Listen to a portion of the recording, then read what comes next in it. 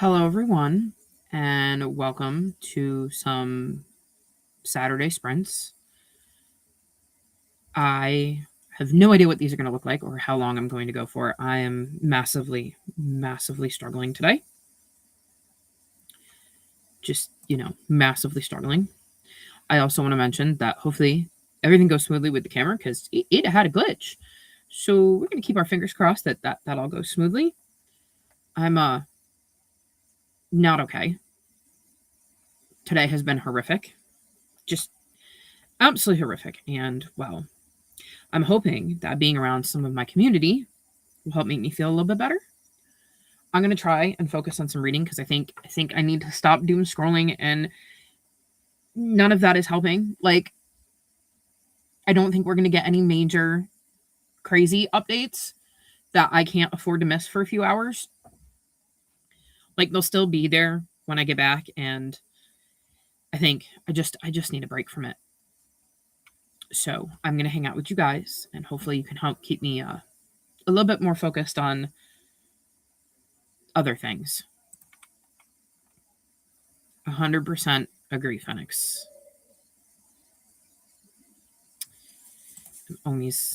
Phoenix has their fingers crossed, and Omi is sending hugs. You might end up quietly lurking more than not. Brain's not really in a mood to want to communicate, but I will enjoy the company. That is how I'm feeling. Like, I don't really want to be doing this because mentally not feeling up to it, and it's rough and hard and miserable, but I'm here anyways because I'm hoping it'll make me feel better in the long run. Company and community is good right now. That's what I was thinking. So even though I don't really have the spoons and don't really feel up to it, I thought I should try anyways. You need to step away from current events for a bit. That's my thing, is I just keep, instead of reading or sitting down to focus on anything, I just keep pulling out my phone, and I'm like, this is not working. This is bad for my mental health. It's not helping. So I'm like, what if I sprint and I try to focus on reading for a little while? So here I am. I don't know what I want to read. I know one thing I don't want to read, and that's The Golden Fool, because I don't know that I have the brain cells for it right now. I am partway through A Secret Staircase, which I do have an audiobook for. I don't know that I want to read through through Gates of Garnet and Gold today, because while I will be getting the audiobook for that, I don't know that I really want to read a book that I'm so incredibly excited about on a day when I'm not feeling great. I know I also want to read Keeper of the Lost Cities, the graphic novel, volume 2, part 2 of part 1, book 1, however they're labeling it, even though that wasn't on my TBR. So maybe I'll pull that out, because even though I'm really, really excited for that, it is also a story I already know, so it would be familiar and comforting. Maybe today is a day when I break out Dawn, although Warriors, I never know off the top of my head which books are emotionally taxing, so I don't know about that.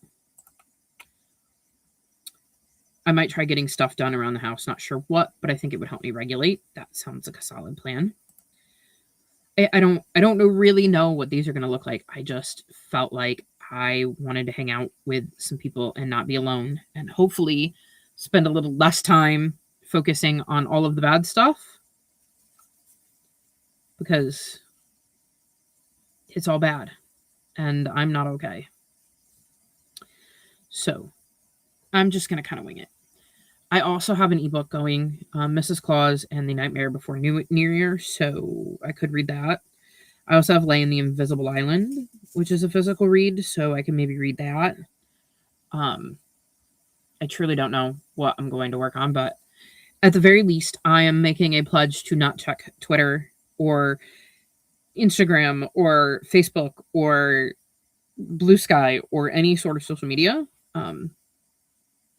for the duration of these sprints. So I don't know what I'll be doing if not reading, so probably will end up picking something up. But at least I will have company, and maybe I can help some of you be productive, even if I can't be as productive as I normally am when we're sprinting. you're glad for the company of friends. That was my thinking. You're going to finish dinner, get some tea, and try to stop doom scrolling for today. I'll have to do dinner at some point. That'll be rough. I think I'll read my ebook when I do that, because then I can focus on other things while I'm not in here with you all. It's one of those days. And I have videos I need to film, but that is not happening right now. I'm not up to filming. Maybe later, because I have one that I would really ideally like to go out tomorrow, so I would need to film it today or tomorrow. But I did not expect to wake up to, another execution in the streets. Although I'm getting really tired of the first thing in the morning going, okay, so what fresh hell happened while I was asleep?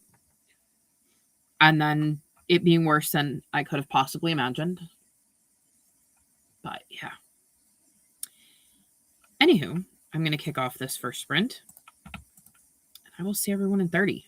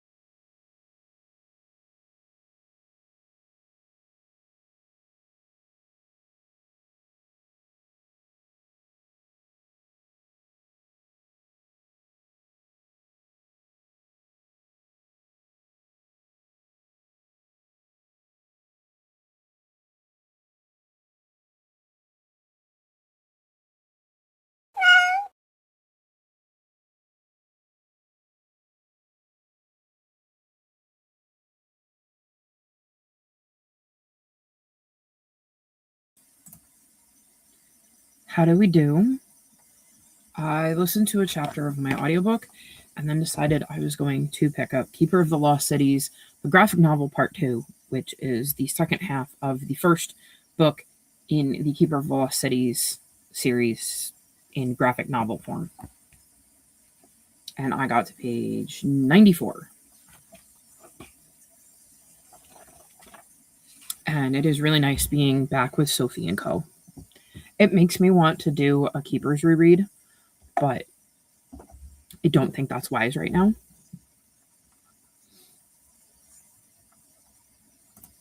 Phoenix said I might need ice cream, maybe on top of a brownie. I had a protein brownie today and a protein shake, so I'm doing really well with my eating today. With chocolate syrup. Hot chocolate is looking good too. It is chilly. I mean, I do need to eat something. That is fair. Hello, Liesel. Cold and snowy day here. Perfect to focus on reading. I would normally say that, except for the dumpster fire being dumpster fiery. So I was looking forward to a nice, cold, snowy weekend where I focused on reading, but alas, ice cream is food. Yes, it is. Yep, it totally counts. If I put it on a protein brownie, it's complete enough to get me by for a while. That is true. Lisa would like hot chocolate. Makes sense.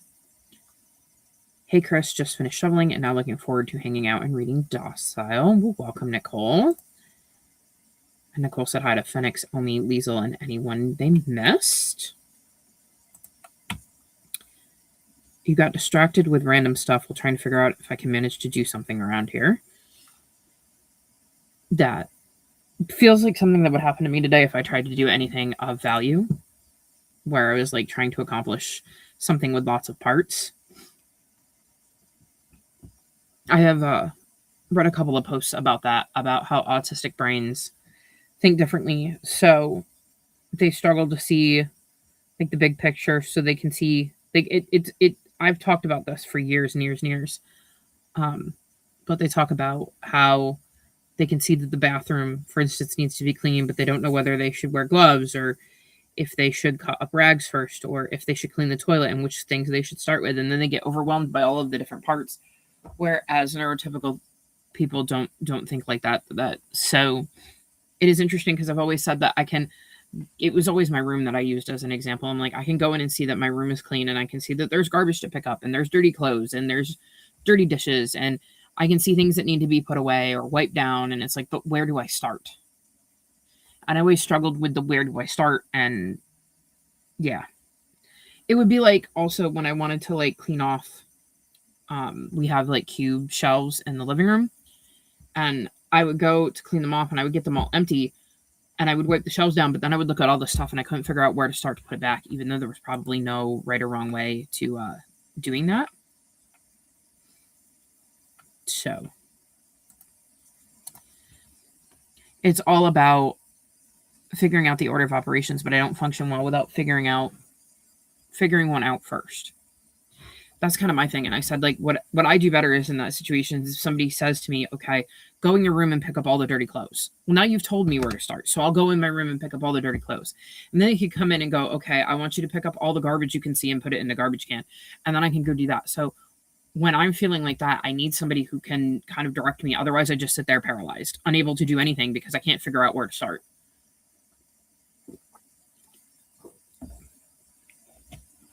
Unless I have like a really good day and then my brain is a little less chaotic. Currently going on in the back of my brain is creating an order of operations. That feels fair. It's just, it's so interesting learning or continuing to learn how many of the things that I struggle to do are specifically because I'm autistic and I have a neurodivergent brain, and that we didn't understand that when I was little. If I can't handle big tasks, I just look for whatever is annoying me the most. I wish my brain worked like that. I truly do. Then, if possible, I just do that. Future me will thank me. Like I said, I wish I could do that. Anywho, I'm going back to my graphic novel, and I will see everyone in 30.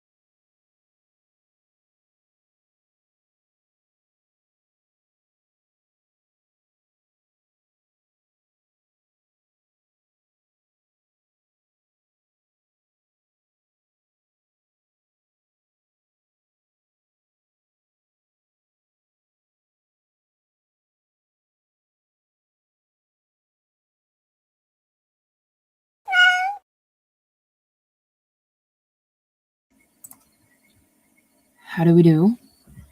I'm now on page 243 of Keeper of the Lost Cities, the graphic novel part 2. I'm really enjoying it. I think they've done a very, very good job at adapting this story into a graphic novel.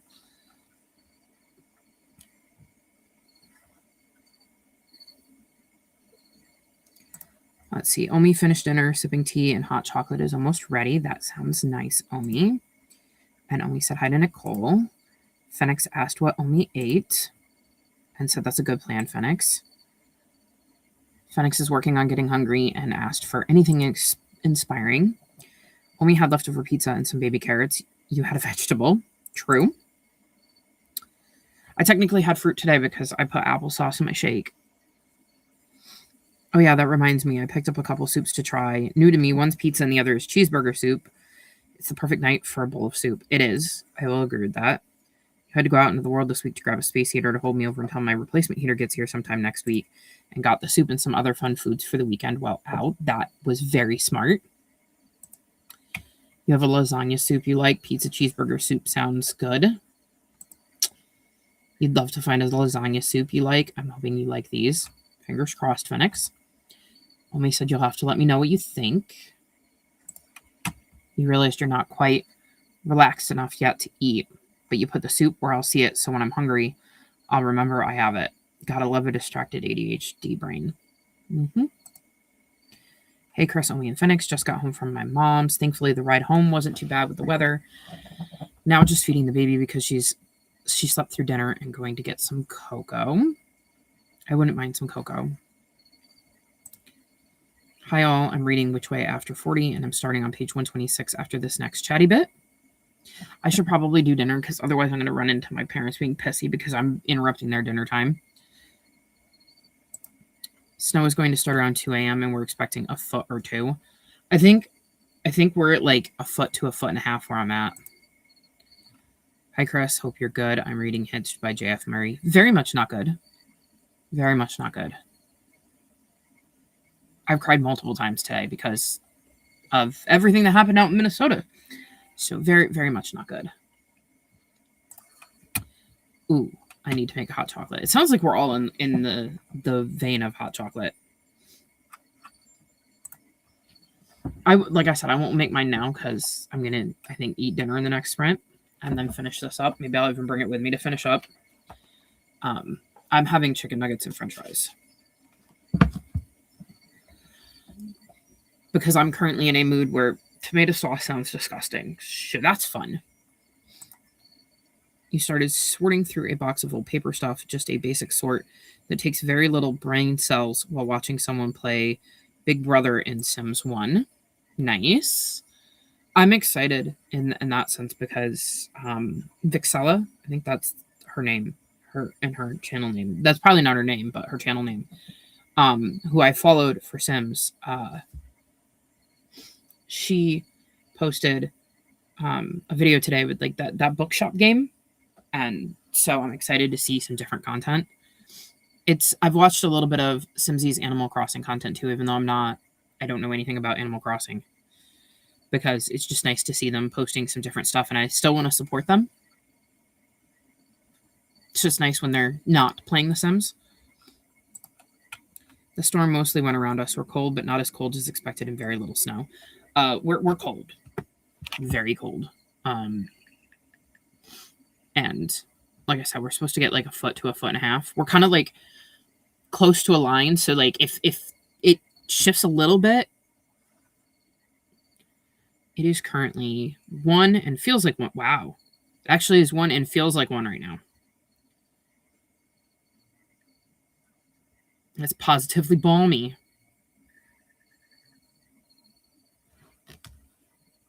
We've normally had a wind chill. Yesterday I wanted to sprint, but my internet was definitely flickering because the wind was atrocious. Omi said hi to Amanda in text, who said hi back. I'm not a huge Animal Crossing or Stardew fan, though I've watched some to help support. That's my thing, is I don't really know enough about them to get into them, and they're not anything I've played, but I've definitely had them, like, put some of them on as like background noise, because I appreciate that these people have taken a stance against what's happening with EA and The Sims and are most likely sacrificing money and stuff, like their income, to do so, and they're lucky enough to be in a position where they can do so, and I want to support them and show that we us little people appreciate them taking a stance, especially people like Simsy who are so big. So I've watched some of that. I've mainly been watching Blood on the Clocktower, though, and that has been fantastic. It is a really good way to get me out of my head, and there were a couple of games that got posted this week that just had me giggling. They were so much fun. You're watching a movie, you can't focus on reading it. I'm struggling with that. That's why I picked up something I'm familiar with that's also in like a much easier to read format, and I think this is working really, really well. I love the series so much. It makes me want to reread the entire series. It really, truly does, because I love this series. I cannot wait for book 10, and I'm planning on doing a reread of this whole series at some point. Definitely warmer where you are. Oh, speaking of games, I started watching No Rules Barred and one of their Catan videos. I didn't finish it yet, but I'm enjoying it. I don't know if they've done more than one, but they play a lot of different games. It's really interesting to watch their different games, and I love they have a whole series called House Rules where they take like regular games and make up house rules. So, like, for instance, they just did a league where they competed against each other, and it was like snakes and ladders, but everything is a snake. So if you landed on a ladder, it was also a snake. They played Trivial Pursuit with wrong answers only, and if you got other people to laugh, that's how you earned your pie pieces. What was another one? They had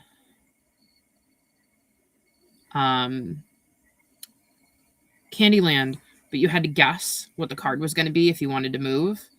They come up with such creative things. I really, really enjoy No Rules Barred, but I haven't watched them lately because they play different games, and if I don't know the game, I'm not mentally capable of watching it right now. So something like Candyland, where they're just tweaking the rules, I know how to play Candyland. The tweak of the rules is going to be pretty simple. So I've been passing on those, but like I said, I really enjoy watching Blood on the Clocktower, like a lot. That is such a fun social deduction game.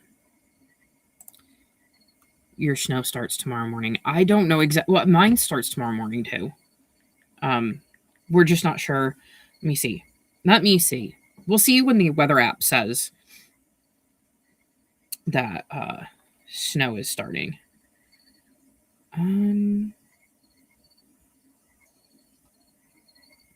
Let's see. At 10 a.m., we have a 15% chance, and by noon, we're at 75, and at 1, we're at 90. So I would probably say somewhere between 10 and noon, we're going to start to see snow. And then it stays up in the 90s until like 12 a.m. And even then, it's pretty high, so it's going to snow right into Monday.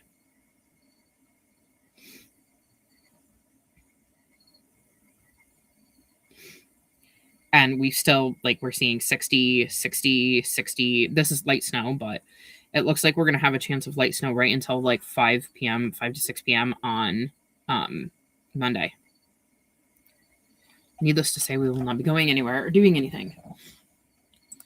You never understood the appeal of Animal Crossing. I found it super boring. That's my thing. Is even the videos, I'm like, I'm glad everybody has fun with this, but I don't really get it.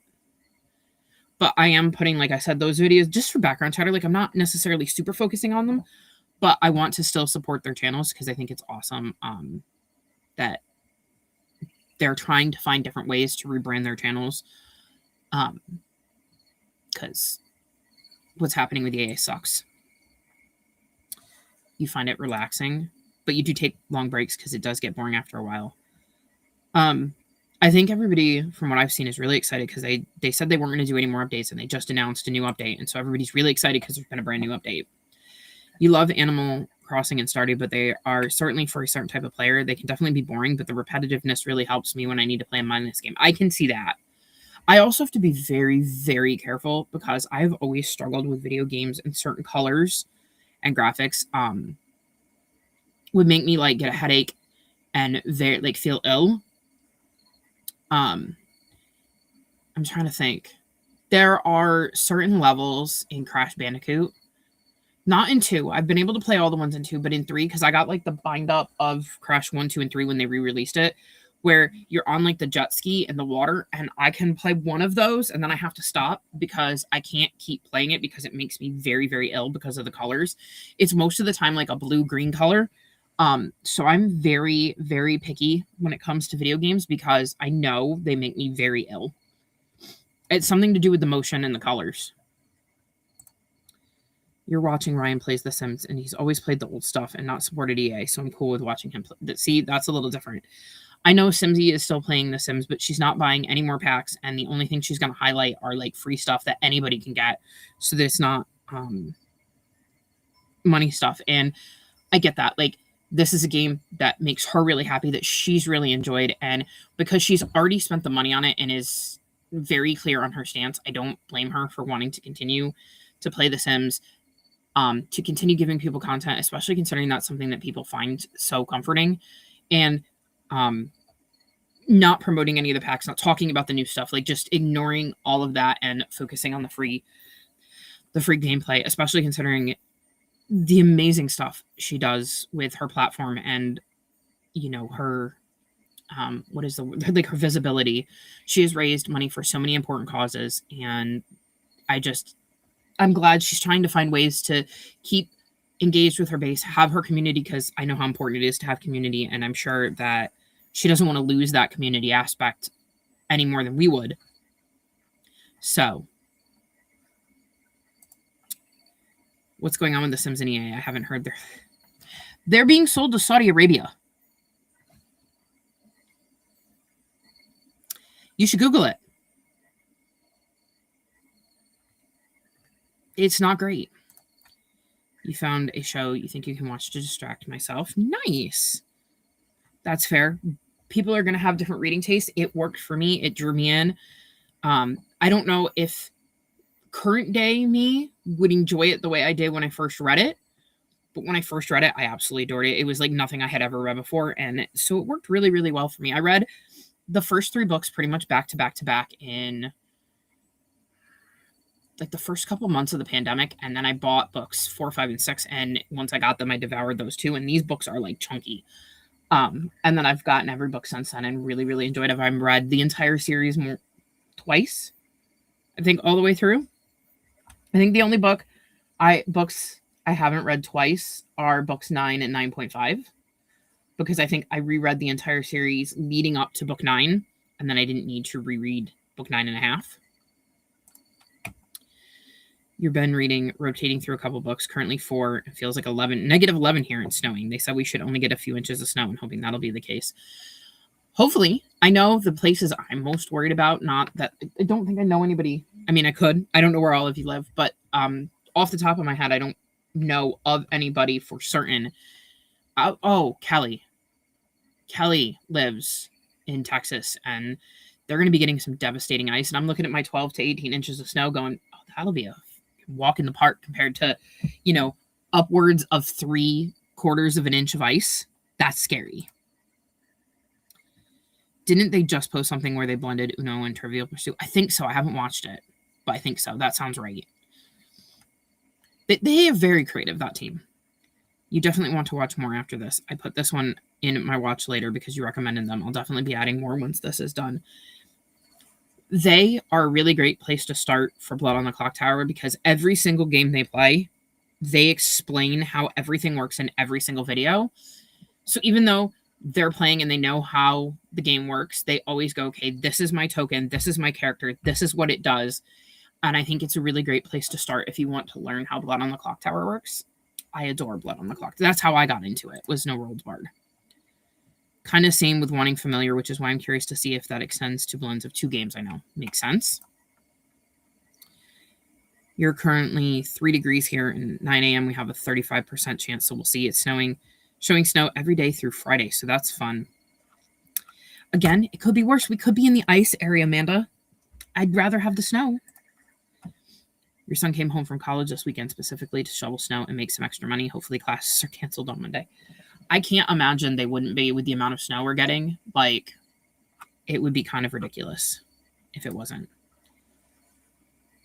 Yeah, in 2021 or 2022, I think they said that was their last update, but a couple of weeks ago, maybe just a week time of soup, they released a new update with a bunch of new stuff. I distinctly remember just Simsy going nuts when she found out.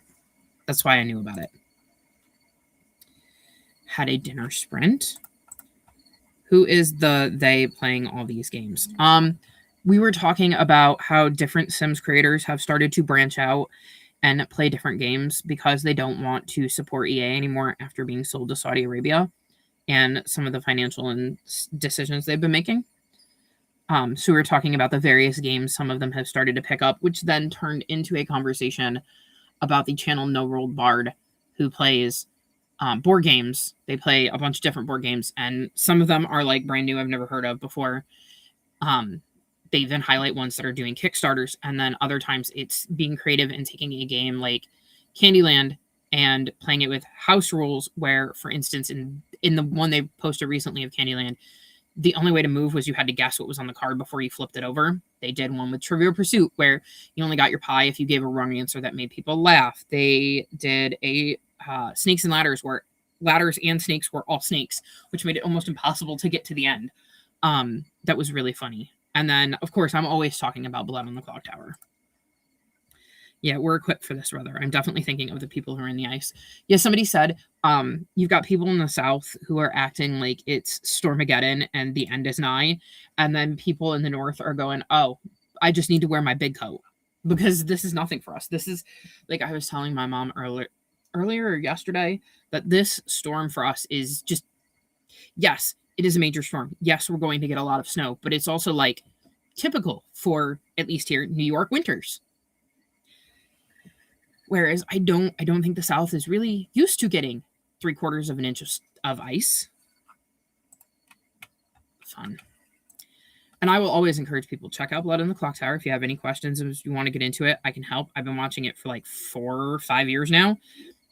Absolutely adore this game. Have a ton of different creators, both on that post their games on YouTube and that play on Twitch. And it's amazing. I love that game. Anywho, I think I need to go make dinner. So we're going to kick off a dinner sprint, and I will see everyone in an hour.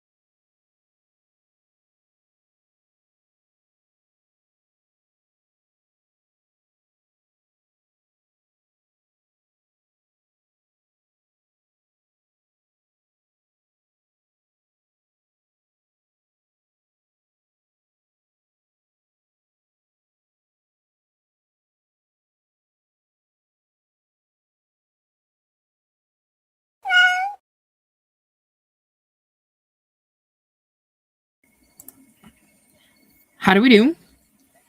I got my dinner made. And I did manage to read a little bit more of this. I'm on page 317. So almost done. I should easily finish this in the next sprint. And then I'll probably move back to my audiobook.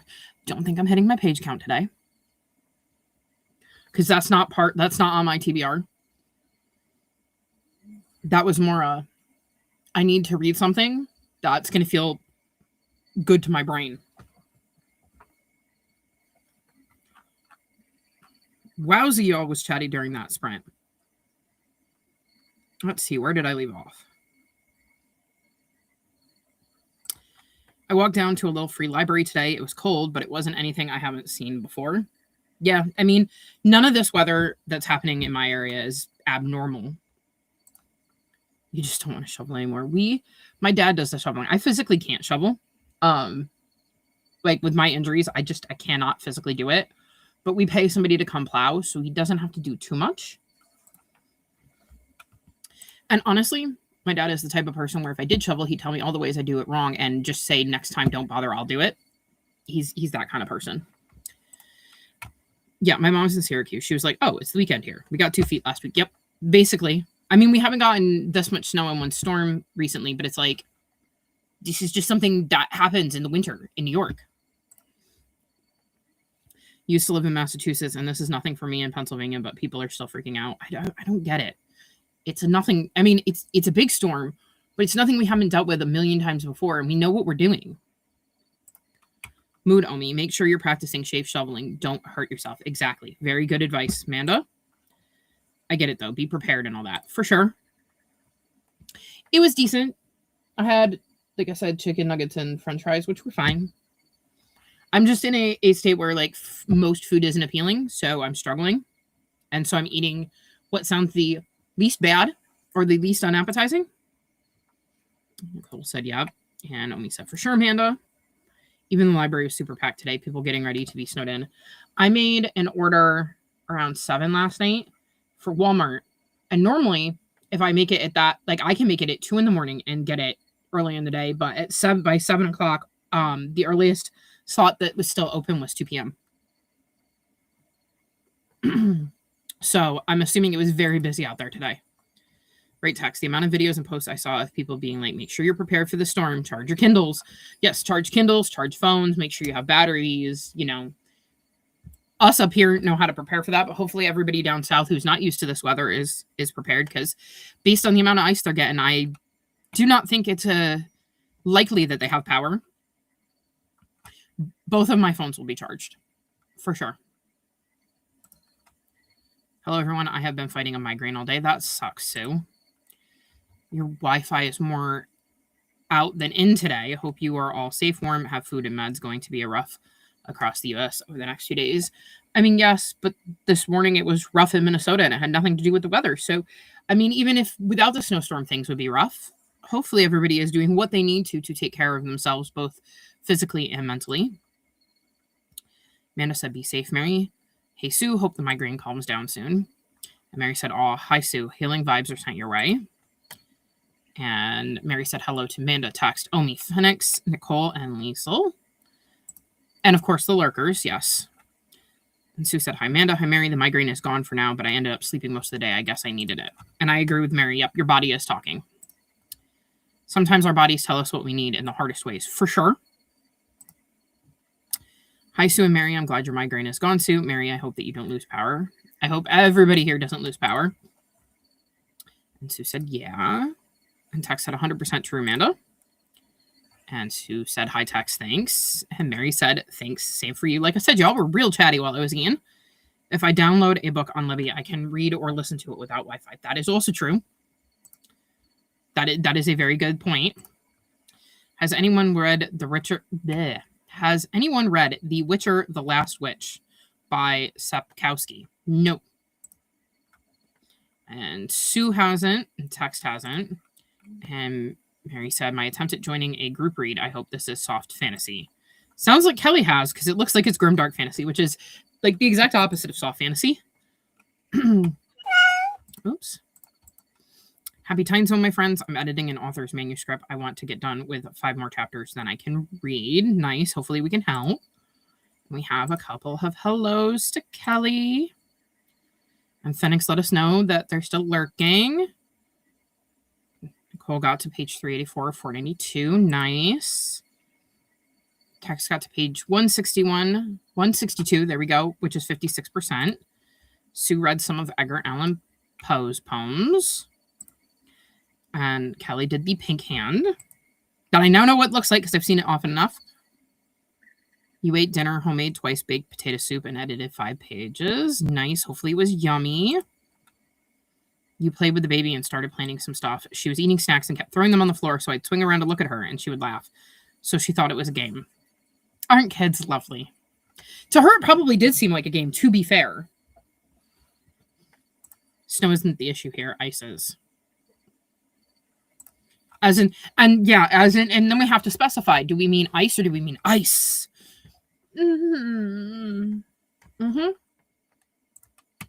It's ice down here in Houston tonight. We'll see how it goes. I was watching one of your sprints back, Kelly, and I heard you talking about that. How it was the ice that was the worry for you and the power going out because of the ice. Thank you. I've had the red since like the beginning of December. When I got rid of the orange and the purple from Halloween. But then I had like dark green. Well, I had green for Christmas.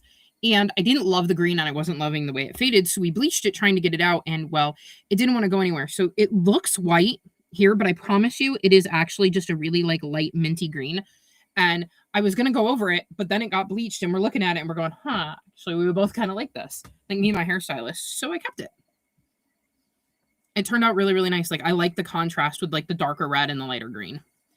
It shows up better in my videos than on my webcam. Hi, Kelly, Mary, and Sue from Nicole and another Pink Hand. Nicole said hi to Text Amanda. You made sure you're ready. This is the norm around here. Actually warmer and less snow. If it's your norm, then it's easy. But, like, 3/4 of an inch of ice is dangerous. I don't know that anybody can be like super prepared for something like that. Sue said hi to Nicole. Phoenix said hi to all that came in. Yeah, a bunch of people seemed to show up while I was eating. Amanda said, stay safe, Kelly, and hello to Nicole. And Sue said hi to Phoenix. And Tex said hi to Nicole. And Tex said hi back to Phoenix. He did go through stuff and sort out old trash paperwork. Nice, productive. We like to see it. You started making lasagna, and man, it's a lot of work. I might have to finish tomorrow. I've never actually made lasagna. I've only had it a couple of times, but I've never actually made it. I mean, I was possibly being overdramatic about it, so I can't blame her for thinking it was one. It certainly sounded like you turned it into a game. You so want potato soup, but can't eat potatoes without hurting. That sucks. That really stinks. Isn't that frustrating? I think one of the reasons I'm, like, feeling about sauce right now is because I was eating way too much dairy, and because I'm lactose sensitive, my system was like, whoa, yo, human, do you know what you're putting in your body? Do you know how hard we have, like, how hard it is for us to digest that? Can you slow your roll with that for a little bit? So I think that's why chicken nuggets and, like, French fries are, like, the least icky thing. Anywho, I believe I'm now caught up on comments. Oh, exactly. The best we can do is prepare to not drive and maybe have power. And prepare for the idea that you might not have power. So what do you need to do to make sure that you have everything you possibly can? You know, like they said, charge your phones, make sure you have water, make sure you have batteries and flashlights or candles, you know, stuff like that. And it's like, those are the things you can do to prepare just in case your power goes out, because you don't have any control over that. And most of us know how to deal with that. It's like the people down south who are just like, some of them being completely overwhelmed because they're not used to at all anything even approaching this kind of weather. Although I did see something funny. They showed like a map of the United States, and you see all of these pretty cool tones. And then there's Florida that's like orange, and they're like, Florida has won the toss and has elected to not receive. They went, no thanks. You guys can keep all that. Have fun with your snow and your ice. We'll be down here with the sun and the warmth. I'm sorry about that. You have to keep rotating what kind of foods I eat. I I don't even know what I'm doing. I'm so frustrated with my ability to eat right now and what my brain wants and what my body can and cannot handle. It's very, very frustrating. And it has not made the weight thing easy because I never have any idea what I'm going to eat or what I'm going to be in the mood for. And it's just hard because I'm an emotional eater. So the higher my anxiety is, the more likely I want to eat. And I've never been the person who goes, oh, let's have some carrot sticks, as opposed to, oh, let's have a bowl of ice cream. It does. It does. You've charged your lantern and have a flashlight and 2 candles. Nice. We have candles. We don't put them out because of the cats, but we do have them. We know how to deal with no power. We're used to hurricanes. It's the cold we can't deal with. There's that element of it too. Of like, yes, we know how to deal with no power. And, you know, if you want to give us a foot of water, sure, we can prepare for that. But like, what are we supposed to do with this frigid weather? Like, we've never experienced that. And also, I know that because your temperatures tend to be warmer, the cold feels colder to you than it would to somebody who's been in the cold like me. Speaking of, let me, it's true. You don't even own a winter coat. That would be a problem. I followed you. You spent the morning covering the windows with blankets and blackout curtains. I live in a mostly adobe house, so mostly good with weather. Yep. It'll be interesting. Hopefully, like I said, hopefully everybody stays safe. And, you know, next week when we all come back, we can all talk about how crazy that storm was, but how we were all good throughout it. So fingers crossed. Anywho, I feel like we've been chatting for a bit, and I do believe I'm caught up. So I'm going to fix the timer and kick this off so I can go finish my graphic novel. And I will see everyone in 30.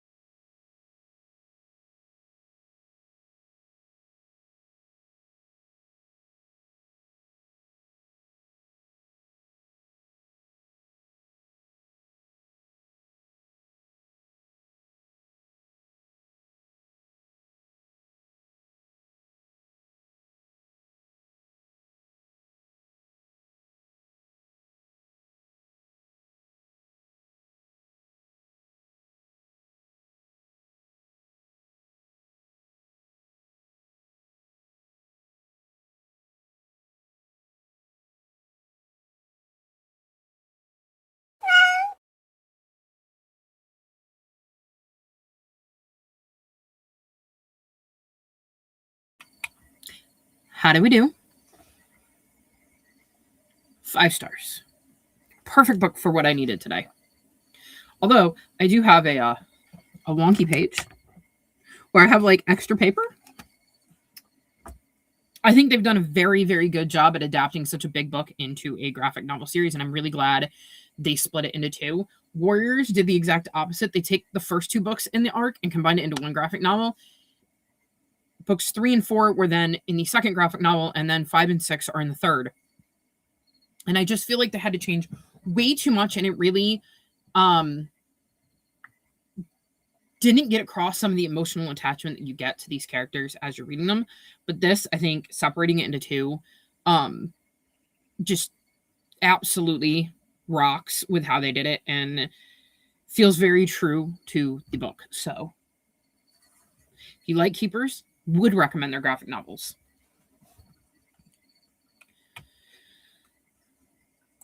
You have candles and stuff. The coldest it's gotten where I live while I've lived here, it was -24. That was a really cold night. Yeah. Read nothing. Going to do my quick workout and then switch to editing. I'm not up for editing today, though I did post a vlog today because I watched it last night. I had edited it, and then I had watched it back last night while I was submitting all of my books for 26 and 26 and Series-a-thon and Rocky's Rainbow Readathon and Donner's Winter Wonderland. So I'm all caught up on that too. Page 180, 62%. Nice job, text. Didn't do much that sprint. Woke up the spouse and spent a bit of time with him before he went off to work. That is an important thing to do. So productive, even if not reading or editing. That's funny. I've had miscuts like that before too. It happens. Yes. It's only my second this year. You're trying to get to the point where I actually make and eat the soup. That would probably be smart.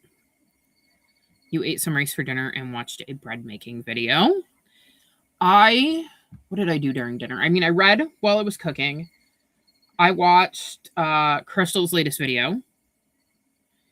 And then while I was finishing up my french fries, I was texting my sister.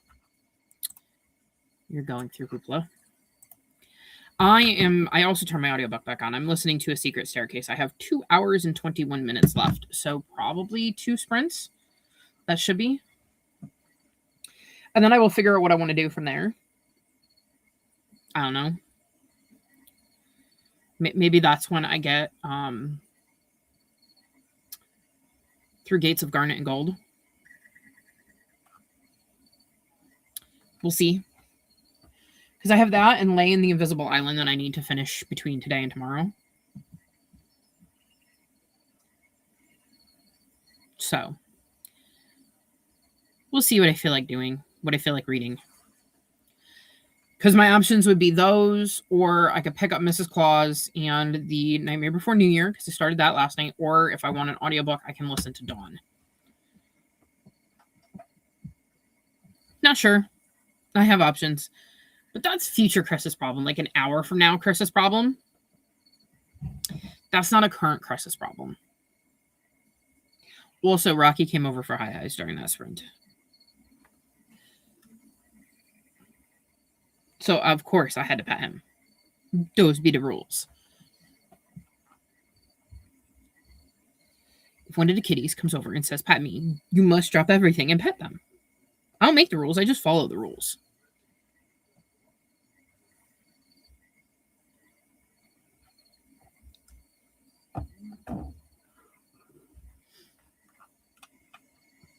So, hopefully you're finding something interesting on Hoopla Phoenix.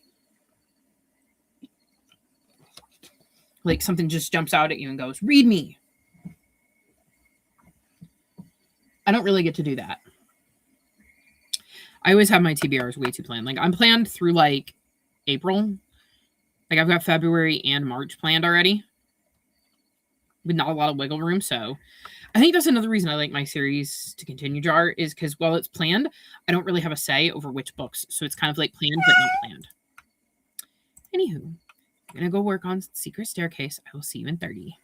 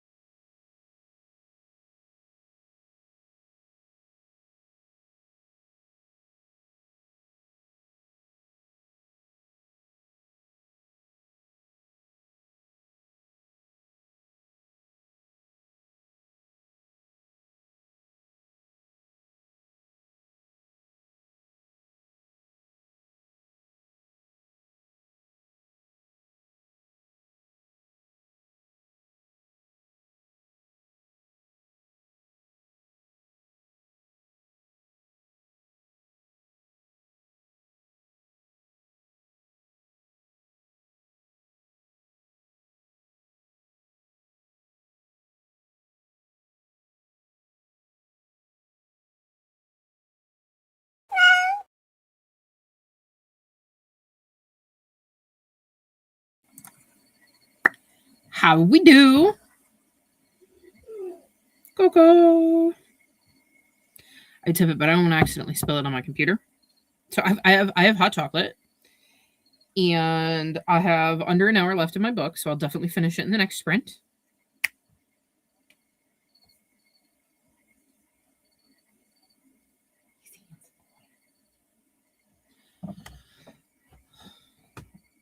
And then I do think I'll move on to Through Gates of Garnet and Gold. I gotta get the audiobook for it though. On the bright side, it's a book I will reread, so getting the audiobook for it is not a big deal.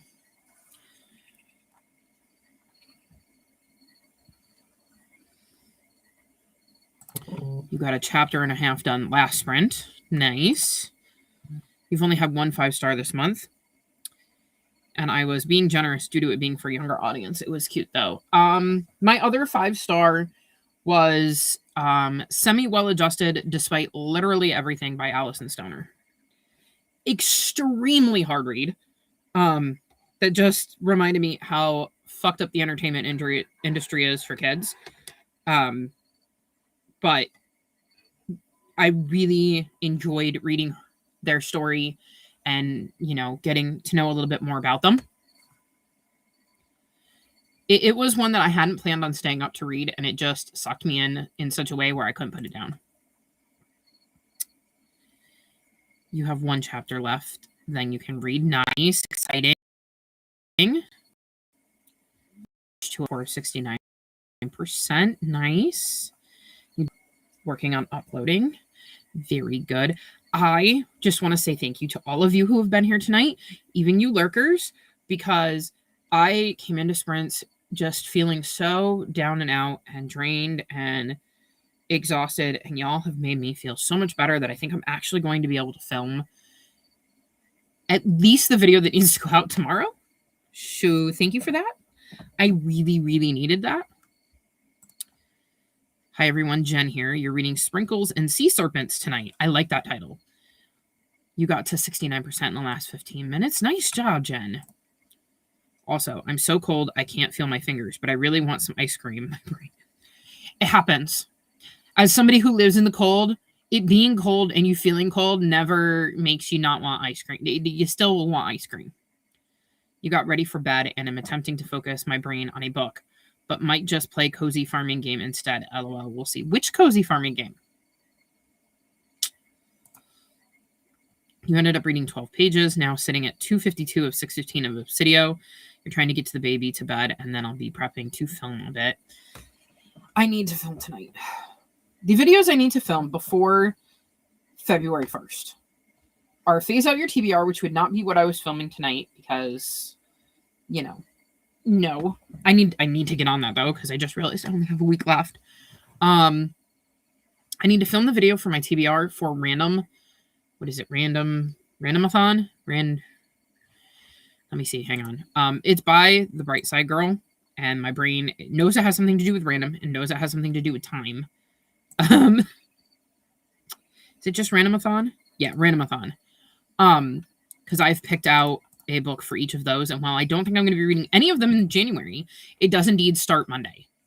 It runs from the 26th through the 8th, so it's 2 weeks long, starting on the 26th and going into February. So I'll probably be focused on that during my first week of February.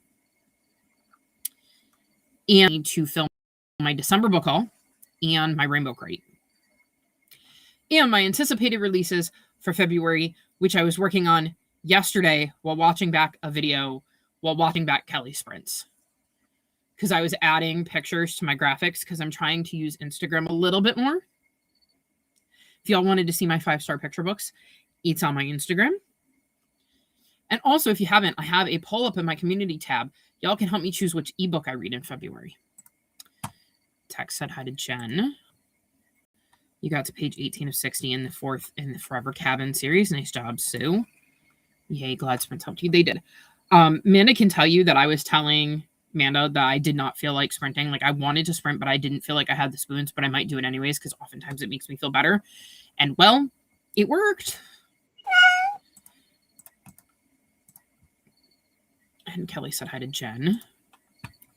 You're glad sprints have helped. Same here. Mm-hmm. And I got hugs from text right back at you. Text. Amanda said, "Hey Jen." Amanda also said, "So glad the sprints could help." They really truly did.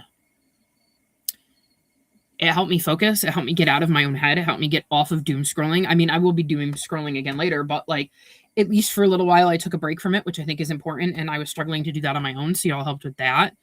I convinced myself to read a book that I knew I was going to love and did it, even though it wasn't necessarily part of my TBR. So it's helping. Hey, so many friends here. For sure. I have a fantastic little community. Like just an amazing little community full of wonderful people who make me feel so like welcome and accepted and like part of something. And it certainly helps on days when everything sucks to remind me that I'm not alone. I may live with people who are not great, but I have a community of people who are good people, who care, who are genuine, who care about my well-being and my mental health and what I'm going through. So it is always helpful to be reminded of that on days like this. You once walked uphill in a blizzard to get ice cream sundaes, so I get it. Randomathon time. Yes. I'm like, the theme is time, but I think the name of the readathon is randomathon. Like I was like, that's how it goes, right? You're definitely not, Kelly. You got a few options. Story of Seasons, Harvest Moon, Yonder Cloud Catcher Chronicles, Fae Farm, Stardew, or Hey Do. Wow. That is a lot. The only game I play is Family Island, which is a mobile game. That frustrates me to no end sometimes, but is also really good to just fart around with when I'm listening to an audiobook. You've got your TBR picked. I've had my TBR picked since I watched the announcement video pretty much. I just haven't sat down to film my TBR video. I think I did the February ebook vote, but we'll double check. Thank you. I had so much fun using it as one of my prompts for phase out your TBR this month. I was like, I'm just going to do this every month. I'm going to pick 4 ebooks that are still sitting on my TBR. And I'm going to let you all decide which one I should attempt to read in the next month. Hanging with you guys always makes me feel better. It certainly makes me feel better. It's just, y'all have no idea how tiring this side of things is unless you've done it. I'm sure Kelly and Nicole can vouch for that, like how hard it is to be on this side of it. And I just wasn't sure I had the spoons because of how awful I felt. And I'm like, listen, Chris, do some sprints. If you can only sprint for a couple hours, they'll understand. If you can't handle sprints, like you start trying, like you do a sprint or two and you realize it's not working for you, they'll understand. So I was like, just try it. The worst that can happen is it doesn't work and y'all will be understanding of the fact that, you know what, I gave it a try, but I'm just not in the headspace to do this. And it turned out to be the right thing. And Nicole said hi to Jen. And Mary is back. Welcome back, Mary. And Omi said hi to Jen and Mary. And Text said, welcome back, Mary. They definitely help me as well. I'm working on some stuff I need to get done. And when I get sucked into the doom scrolling, the sprint ending pulls me out. That's another thing is like, I have no choice when if I am doom scrolling, but to put the phone down because the sprint is ended and I need to attend to you all. So that also helps. So I can only doom scroll for so long. But I have done really, really well. It has been hard because like habitually I will go to look and I haven't. The only thing I did was I went on there to get the link for the Girl Scout cookies for the trans and non-binary Girl Scouts so I could send that to my sister. So I wanted to share that with her because I hadn't yet. So I was like, oh crap. The only place, like the place I know this link is. And then I was like, gonna go through Aaron's Blue Sky, and then I'm like, wait, if I go, so I had gone on Blue Sky because I was gonna go to Aaron's, and then I'm like, wait, if I go to Discord, I can just click the link I shared with you all, which will bring me to specifically to that post so that I don't have to go on Blue Sky and see anything I don't want to see right now. Same here. I always feel better after being here. I try to make it a very uplifting, positive place. Like even when we're talking about negative stuff, and we certainly do delve into that, I like to point out that like, we're not alone. Like, yes, all of this negative stuff is happening. And at least for me, it is hard to find people that I can actually speak to who are not you know, echoing the statements on Fox News. And so I like to point out that, yes, all of these bad things are happening, but like, look at this little community we built. Like, how positive is it that we have this little community and we're all really supportive of each other? And like, it's why I added like the hobbies tab to my Discord, because I was like, what are you guys working on? What are you into outside of reading? Like, let's share some of that, because it's positive stuff that's happening. I love when people share their pets. I try to, every once in a while, I get a really cute picture of one of these little gremlins and share it. And like, it's little things. Like, I shared a post with Manda, Omi, and Phoenix the other day, and both Omi and that I had seen on Instagram. I should put it in the Discord, or Manda and Omi, if either one of you want to toss it in there. And it was just like, both of you were immediately like, oh, I needed to see that right now. And it was like, you know, a year ago, 2 years ago, I wouldn't have had any of that. And it made me feel good. Like, the post itself made me feel good. But then it was like, oh, I have people I can share this with who, you know, I picked the right moment to do this because they both needed that. And that was really nice that, you know, it worked out that way. And it just reminds me again that I'm not alone. We're not alone. We have each other. And, you know, seeing the, you know, thousands of people that protested yesterday in Minnesota, despite the nasty temperatures, reminds us that, you know, there are far more of us than there are of them, and that we collectively are all together. That, you know, just because I live in New York or you guys are scattered across the country doesn't mean that we're not with the people of Minnesota, that we're not all collectively on the same page here and are all fighting towards the same thing. So it helps when I get on here and I talk to y'all, because it reminds me, again, I'm not alone. There are others of you out there, and we're all working together and doing what we can, even if it's just little things. Like I said, buying, you know, Girl Scout cookies from a trans or non-binary Girl Scout, which reminds them they're not alone. Me donating some goods to my friend who's helping to take care of the homeless and those in need in my area reminds, you know, them and us that, you know, we're not alone. Just little things like that. So I'm so grateful for this community. So it made me really glad that I sprinted today, even though I didn't feel up to it. You agree sprints help me focus on reading. Somehow having the time set for that helps me actually do it, rather than just saying to myself, hey, you could read. Like, I've tried doing sprints to just myself in my room, and it doesn't work. I have not found a way to make that work and keep me focused. It only works when, works best when I am doing it myself. Although, like I said, Nicole's and Kelly's have been really great. Like, they work really well for the way my brain works. I like the way they host sprints. And Mary's saying, hello. You've seen ads for it, but haven't tried it. It can be very frustrating, but I do like it. And if you do ever decide to play it, I can give you some tips and tricks on what works best. Yes, we would completely understand. I am very aware of the fact that y'all would. Y'all have been wonderful about me explaining, like, I'm struggling, or like, sorry this wasn't out, or sorry this wasn't the best vlog, because brain is gonna brain. But I know that most of you are really understanding, and so far, at least, the not understanding people have basically kept their thoughts to themselves.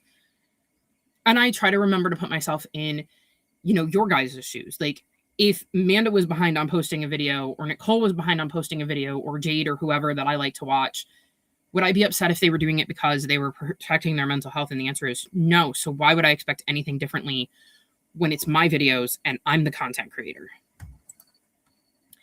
I'm so glad you had sprints that helped me too. I'm very happy to hear that, Tracy. I know you. Well, I'm positive you get an in-depth look at what's ahead. This community truly is next level, and I'm so happy to be a part of it and know that we are all here for each other. Big same. Big same. It is something I've always wanted. Like, I saw it way back when I started Tumblr, and these people who very obviously had connected, and I could never understand how they did that. And then, like, watching Jade and her community and seeing how she made friends through that, and like Jade and stuff and Gavin and stuff. And it was like, how do people do that? I'm never going to have that. And then it just sort of happened for me. And I went, oh, so that's how it happens. It just sort of, you can't force it. It just sort of naturally happens, and you gravitate towards people who are similar to you and have the same vibes and want kind of the same things. Like, all of us read different things. Like, none of us are reading the same genres, and yet we're all here because we love reading, and we want a community of readers who just love books. And then, like I said, we found other things that we connected on, whether it be me and my Legos, and you know, Text and Amanda have been sharing their craft projects, and it's like, yes, we do different things, but like we're all excited about crafts. Or Sue and her puzzles, and it's like we're all connecting on that level too, and it's like just really, really nice. And then, especially with how much of a dumpster fire things have been in the last 2 years, it's been so like amazing and positive to have this little space where it's like we all know what's going on and we're all like horrified by it, but like we need a minute to breathe. So we're weird, this is going on over here, but we're just gonna set this over here and we're gonna focus on something to take care of ourselves for a little time as a little group and collective. And sometimes we do go off on tangents like we are right now. You shared it in healthy habits, so we can make a habit of reminding ourselves of these things. Absolutely. It's a good, thank you for sharing that, Amanda, because I had completely forgotten I had said anything about sharing it. It's also a reminder to take time to enjoy beautiful things, because the art is just so gorgeous, and maybe it'll inspire you to be creative in whatever way you're creative, because the art is just absolutely amazing. You're in Montana. It's a cold state. We have an ice cream truck during the winter stroll downtown. Cold is not an impediment to ice cream. 100% agree. That is very true. Yes, Tracy, I shall treat myself and then have a coffee to warm back up. Also, there are plenty of people who drink coffee, like hot coffee and hot tea, in the middle of summer. So there's no reason that we shouldn't be able to eat cold treats in the middle of winter. And Tracy said, do it to Kelly. Okay, I believe I'm caught up, and we did go on quite a tangent. So I think I should kick off the next sprint. And I will see everyone in 30.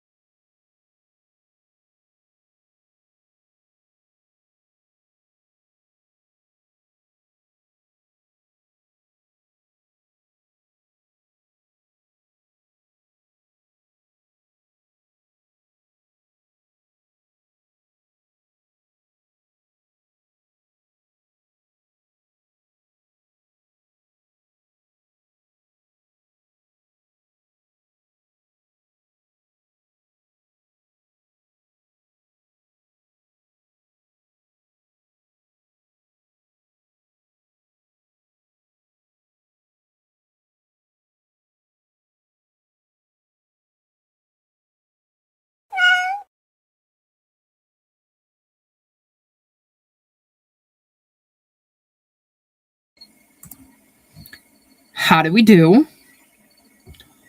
I have obviously started through Gates of Garnet and Gold, and I didn't know what was happening in this one. I haven't read the description. Oh, I'm excited.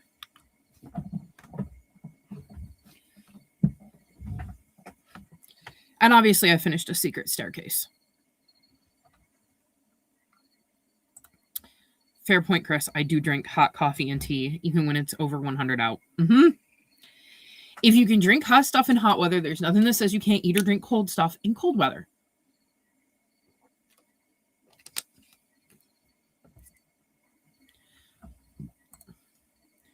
You got to 54% in your novella, took the trash and recycling out, and cleaned up the kitchen. Nice. You read 15 pages of The Last Wish. Nice sprint, Mary. You played chess with your son. He won. Congrats to your son. And you got to 71%. Nice, nice. I'm so excited. Y'all have no idea. I'm not going to be able to finish it tonight. I'm going to do 2 more sprints, just so everybody's aware. And I think I have, what does it say? Like an hour and 9 minutes. So I'll have 9 minutes left when we finish the second sprint, or around 9 minutes left when we finish the second sprint.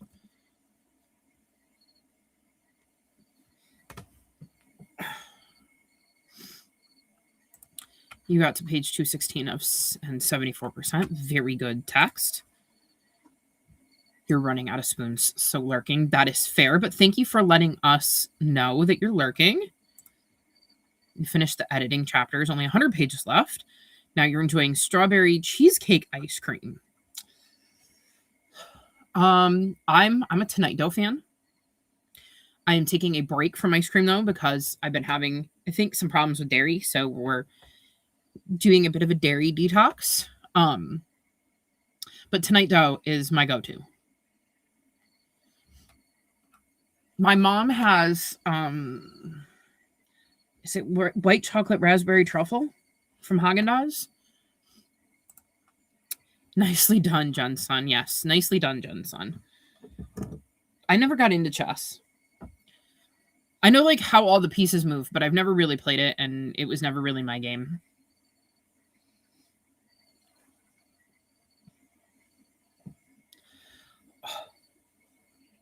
I'm only like, yeah, I'm on page 18, and I'm already like, this is so good.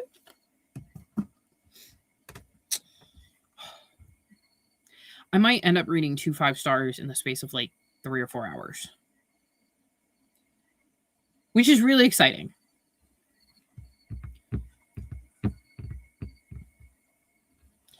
This is for sure one of my most anticipated releases of the year every year, the newest Wayward Children series book.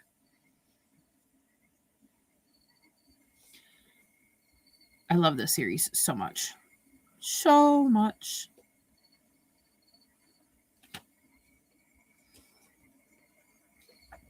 I don't like any of the other books I've read by Seanan McGuire. And none of the other ones appealed to me, because I think I've only read one. And none of the others appealed to me.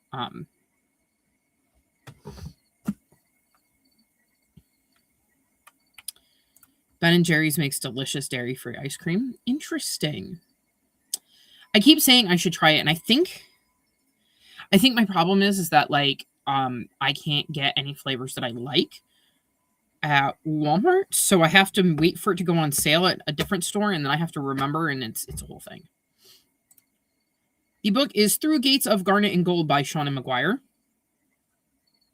It is the 11th book in the Wayward Children series. Gotta love series that continued to make you happy when you pick up the next one. I heard about this series on Murphy Napier's channel, and it was the very first series I ever read that had an ace protagonist, and I remember crying when she would describe how she was feeling and just describe being ace and going, I feel so seen. It was the first time I had reached out to somebody in the BookTube community, because I was just so grateful that Murphy had shared this book on her channel, which allowed me to read it and connect with a character like that. So I have loved this series since the first moment I picked it up. And it is one I look forward to reading to every January. I'm happy to hear that text. Every January, Omi. Without fail, there is a new Wayward Children book every January. He's really good. He was on the school team in 5th grade, and the instructor told him there was nothing else she could teach him. Wow. So he stopped going since he wasn't challenged, and we just play for fun. I'm glad he loves it.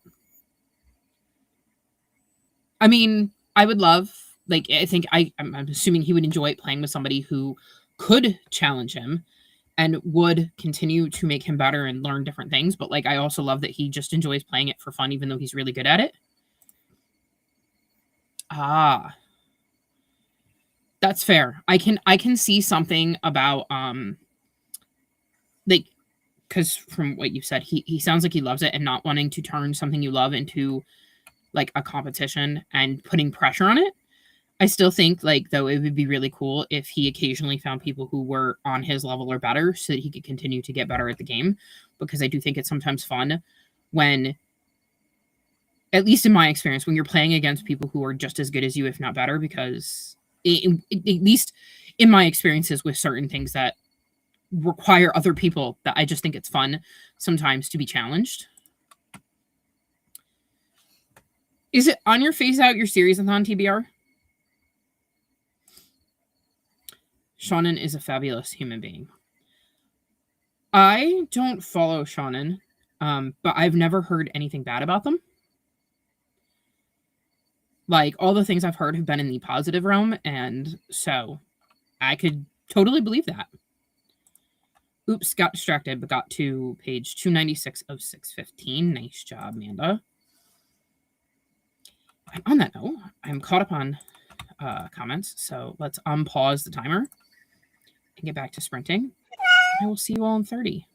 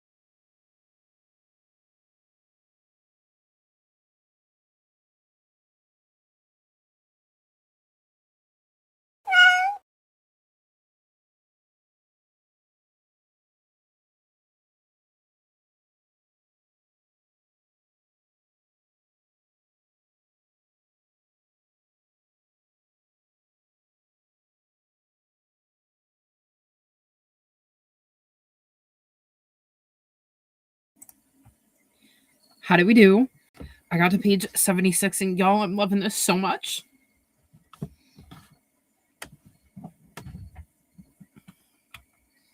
So much.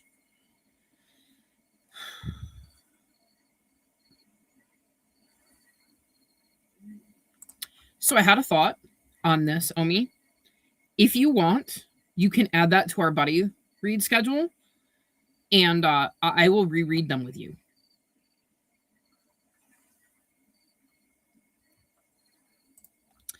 Let's see. Jen asked Amanda how the kiddos are. You had them last year too, but didn't do enough. They're good books to stick on there because they're easy. They're quick to get through.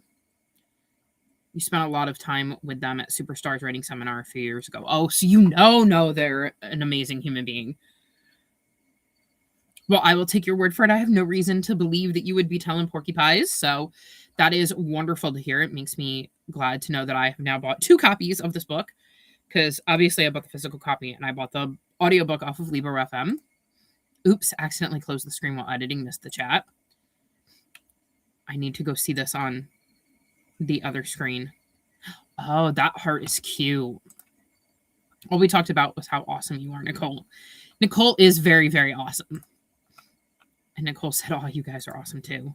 I love hanging out here, and I'm always happy when Chris decides to sprint. That said, I'm pooped and heading to bed. Thanks for the sprints. Night, y'all. Night, Nicole. I'm glad you could join us, and I'm glad you always enjoy my sprints. If y'all don't know, Nicole sprints pretty much every Monday from 9 to 9 Eastern, so check out her channel if you are looking for more sprints. She does hour-long sprints, but is very good about keeping the chatty bits manageable. So I usually end up being pretty productive when I put her sprints on. And Sue said, night, Nicole. And Mary got another 15 pages. Nice job. I spent that entire sprint just figuring out how to import photos and videos from my phone to my computer the easiest way. I couldn't figure that out, which is why I'm like, I'll just keep editing them on my phone. Page 230 at 78%. Nice job, text. You made Warranty and got to page 217 of 471 in Wild Main by Todd Fanstock. Are you enjoying it, Kelly? You read a few pages, but have been talking with my daughter. Still, you moved a few pages in the right direction. 36 pages. That was an awesome sprint for you, Omi. What are you reading? Jen, the kiddos are doing good. The older 2 are at my mom's, and the youngest is currently sleeping, thankfully, so enjoying some quiet.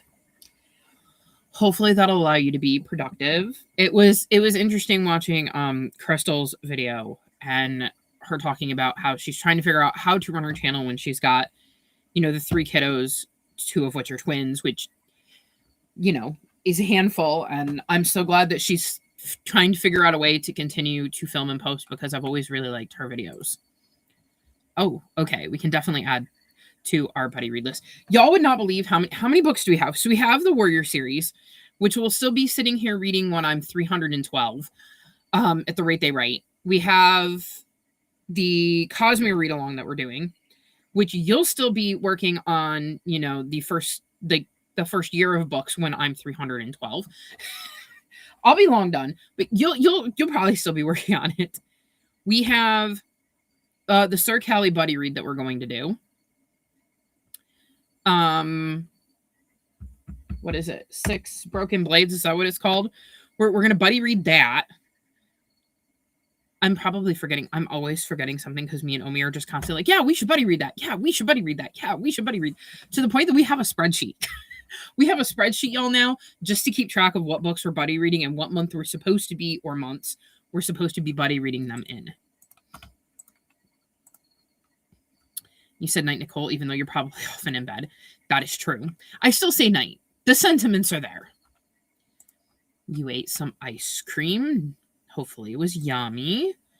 And so did Callie. Hopefully you both enjoyed. I've found there's a way to import all, so I'm doing that. All 1,282 things.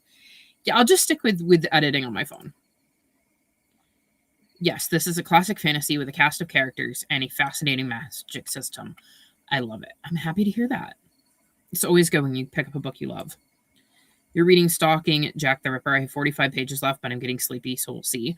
I liked that series. That's another one that's on like my long list of series I would like to reread when I have 5 spare minutes to reread a series. As I go, hey, let's reread the Wayward Children series. And let's reread all 600 Warriors books. Another one that I constantly like, I look at because I have my my middle grade shelves are back here, and I really, really, really want to reread the Train to Impossible Places series. Every time I see it on my shelves, I'm like, oh, I want to reread it. So we'll see if I can get to that at some point. Jen got to 72%, got ready for bed, productive sprint, 5 broken blades. I'm like, I know it's something like that. Yes, I am. Just a smidge. I think it's also that you're also trying to read other things, and the Cosmere books are like.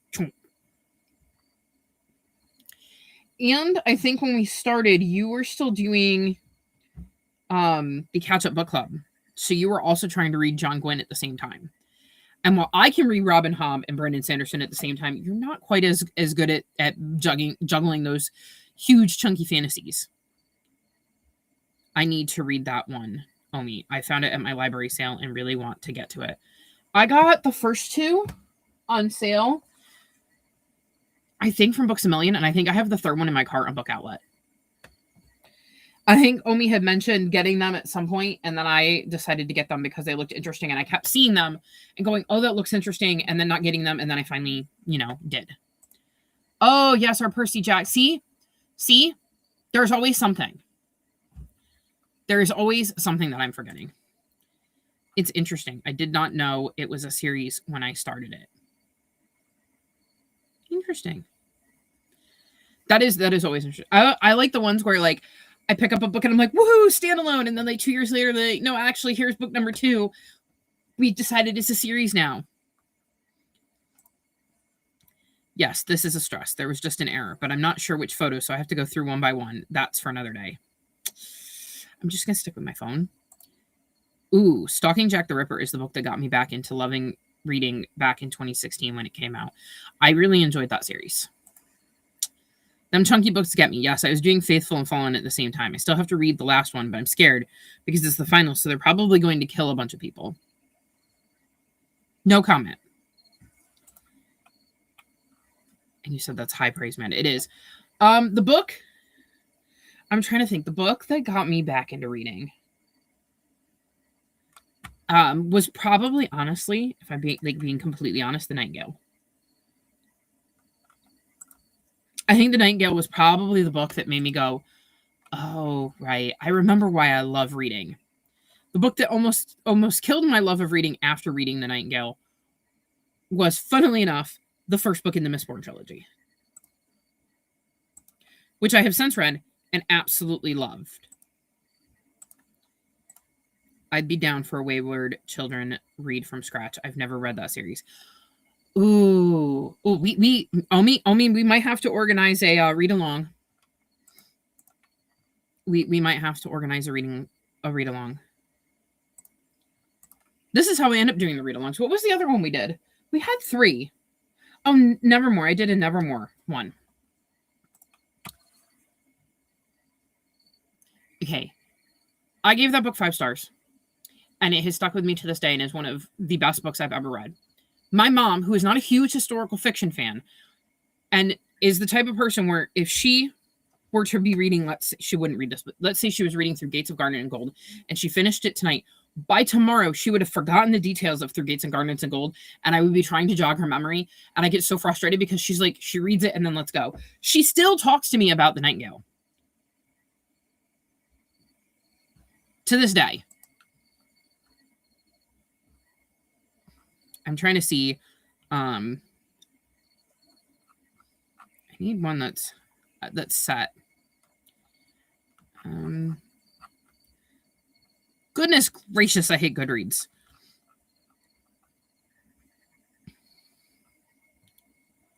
I don't know if I was using Goodreads at that point, actually.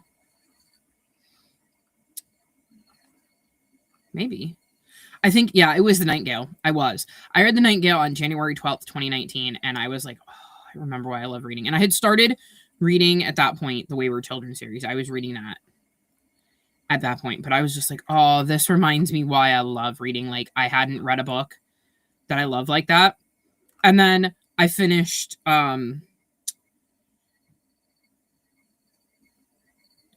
think that's right. No, am I reading the wrong one? Date. I have date.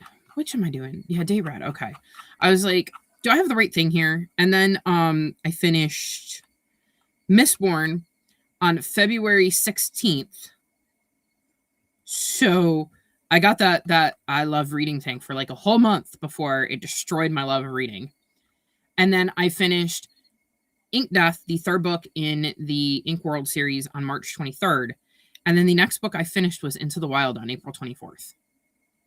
So after having read, like, starting Mistborn, I had read, how many? Like, a lot. Well, not a lot for me, but 1, 2, 3, 4, 5, 6, 7, 8, 9, 10, 11 books in January, which at the time was a lot for me. I read one in February, one in March, and then it took me to the 23rd of April to read one in April. And then it picks back up again because I did a reread to get me out of the giant slump Mistborn had tossed me in. The Ruth Galloway series got you back into reading in 2020. I think that's so interesting. How many of us like took a break from reading and then got back into it and can pinpoint the book or series that was like, that's the one.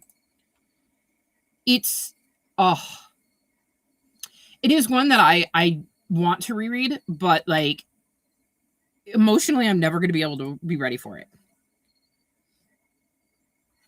I had to DNF The Nightingale. I couldn't read a book about that topic with a main character named Isabel. My middle child is Isabel. Yeah. Okay. That is totally 100% fair. You have a very good reason for DNFing it, and I cannot blame you.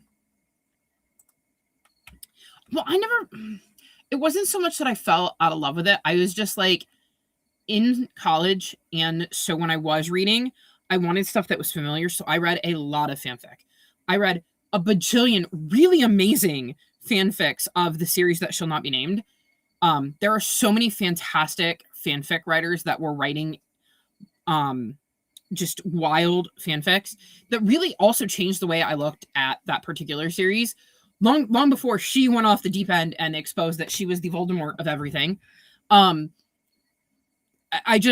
were so many amazing stories, and I got really caught up in reading ones where, and this might be a little controversial, where like the Weasleys and Dumbledore were like manipulative because it was pointing out that some of their actions felt off, and it was so interesting to see people's takes on that and the route they took when they flipped that story on its head.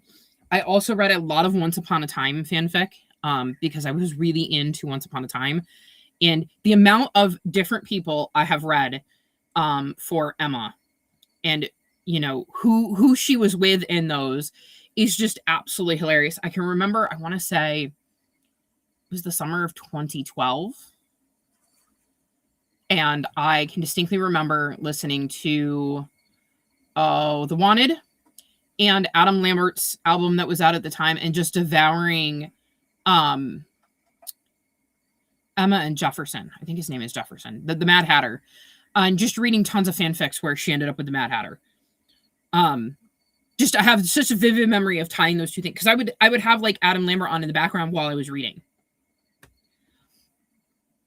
So I never really fell out of love with reading. I just didn't really pick up books. I dove into things that were familiar to me and read new stories in worlds that were already familiar, that were just like, you know, retakes on things I was already enjoying. And then I don't even remember. I think it was because of a series that shall not be named video. I stumbled across Murphy. And then I started watching Murphy's videos because I didn't even know BookTube was like a thing. And she started talking about books, and I went, oh, that sounds interesting. And she had a book club, and The Nightingale was one of the books I read. And I went, oh my God, I love this. And I forgot how fun it was to pick up new stories. Although the entire time I wasn't reading, I was still reading the latest Aunt Dimity books, and I was still reading the latest Nora Roberts trilogies. But that was about it when it came to new books.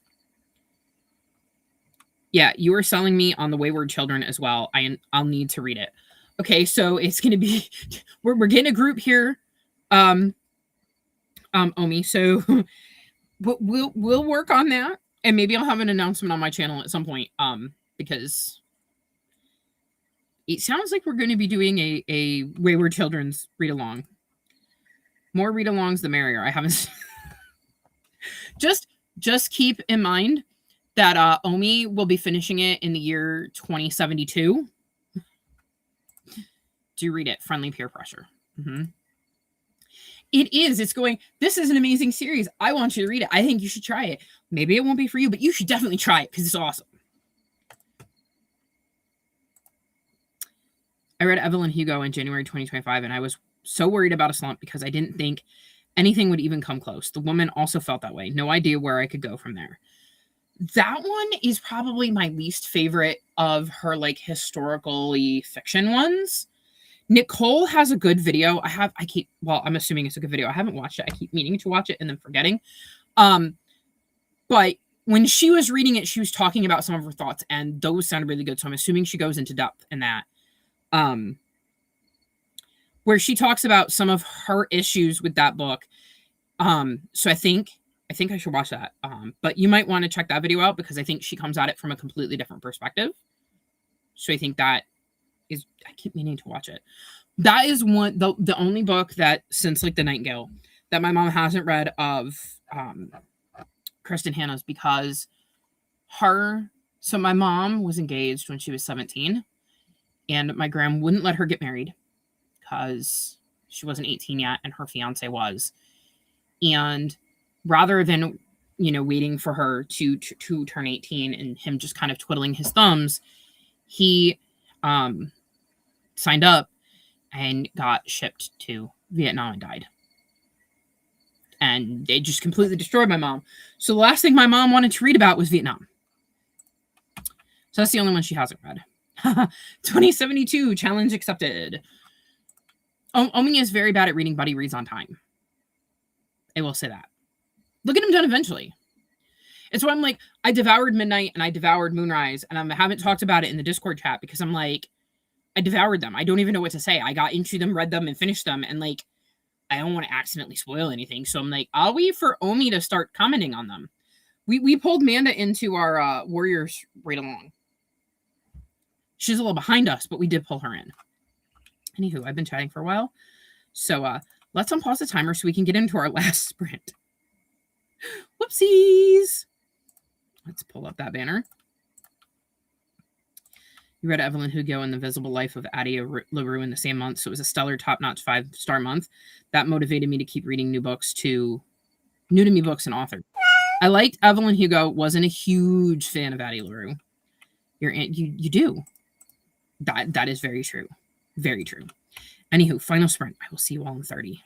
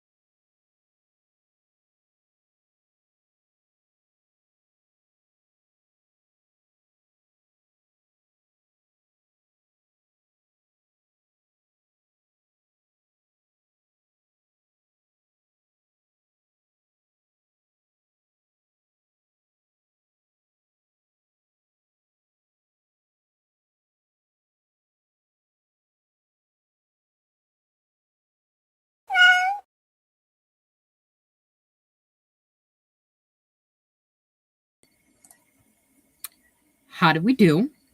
I got to page 128. It'll take me 11 minutes to finish this. And oh my goodness gracious, this is so good. So good.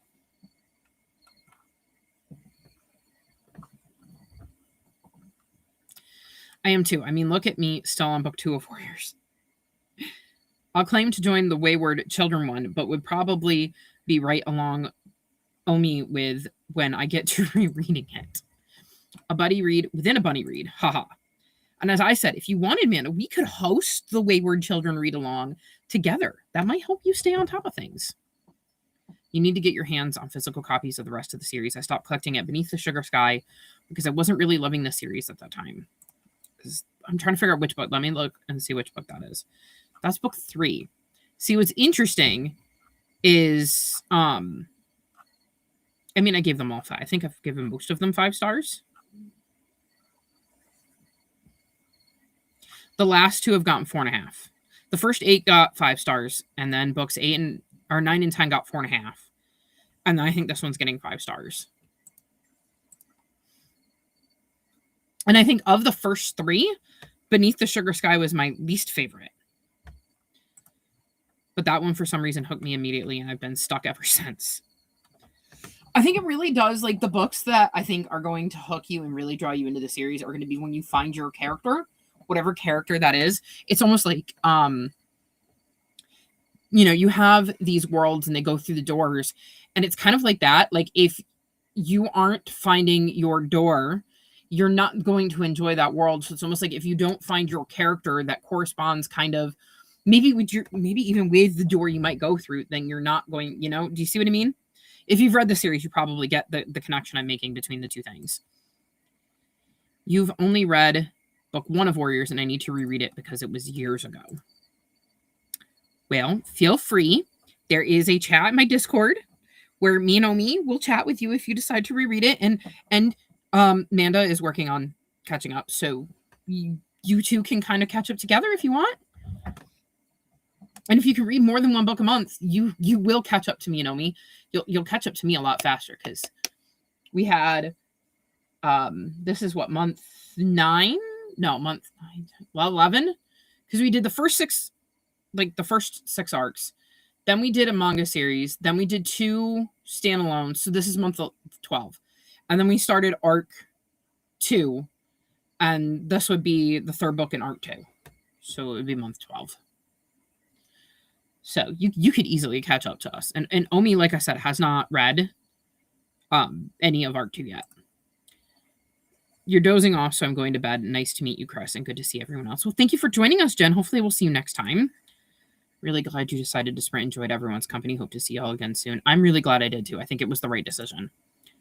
You finished your novella, and I was trying to write a spoiler-free review when Princessa wanted some attention. She's making biscuits on my lap right now. I'm actually in a cat-free zone, shockingly enough. You're very welcome, Sue.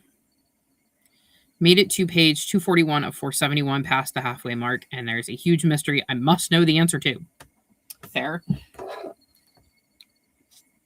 There are things happen in this one. 34-ish pages. Nice. 24 left, but they'll probably wait till later. Fair. I'm going to assume this is about wayward children. And not warriors. And you haven't gotten to my favorite Warriors book yet. I'm not going to tell you what it is because, I don't want to be like, you'll be coming up to it soon, which kind of spoils that it's early, or it's going to be ages before you read it because then it implies that it's late. Or I don't want to say something like it could be question mark because I don't know what order you're reading the not arcs in, so who knows? So I'm going to leave it ambiguous. It could be any of those things. Page 249 of 283. I'm so excited that I'll finish this before Randomathon time starts. Like I said, I won't be starting Randomathon until February 1st because I'll be finishing up my January TBR. And by the time she announced Randomathon and the prompts, there was no way they fit with what I was reading already, so I kind of had to push it to February. Yes, Wayward. I have a book club ebook that is Time Loop book. Nice. Blue Star is so far your favorite.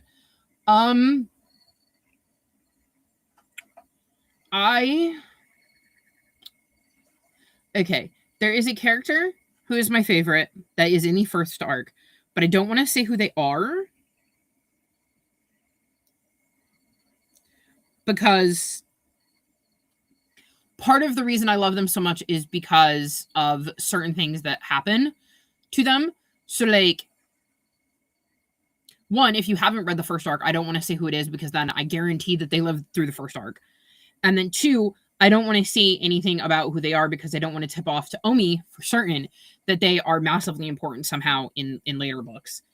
And then there is another one of my favorite characters you haven't met yet. They haven't come up yet.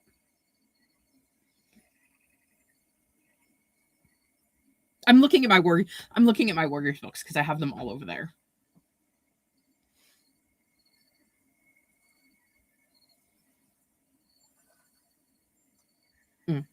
It's gonna be so much fun, assuming you ever get access to the books and start reading them.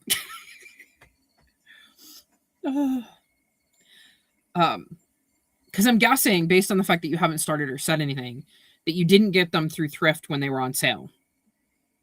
Because to be fair, I almost ordered them for you so that I knew for certain you were getting them. I probably should have just done it. Yes, sneaky.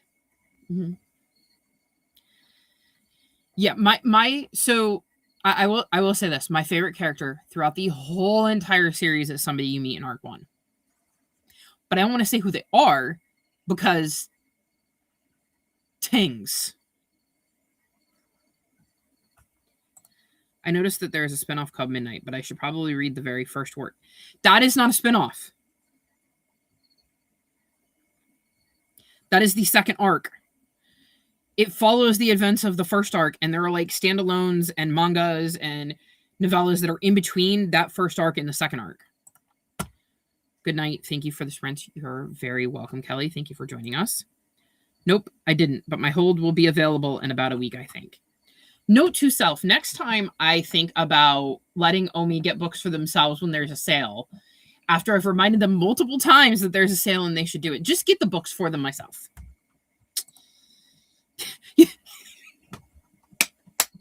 You'll be able to read November's book just in time for February.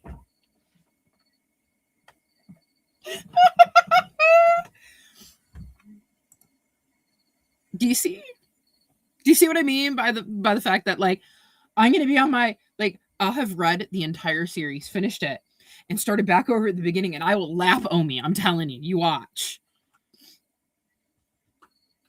Actually, no. Here's a better one. Will Omi be caught up with me before I read the latest arc? Keep in mind, book 3 is coming out, let me see, I think in April? Where are my releases?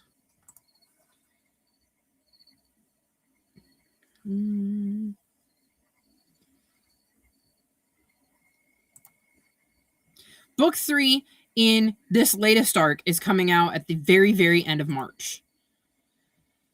Which means that book 4 is coming out probably in October, November time. Which means book 5 will be coming out in March of 2027. And book 6 will be coming out in October or November of 2027.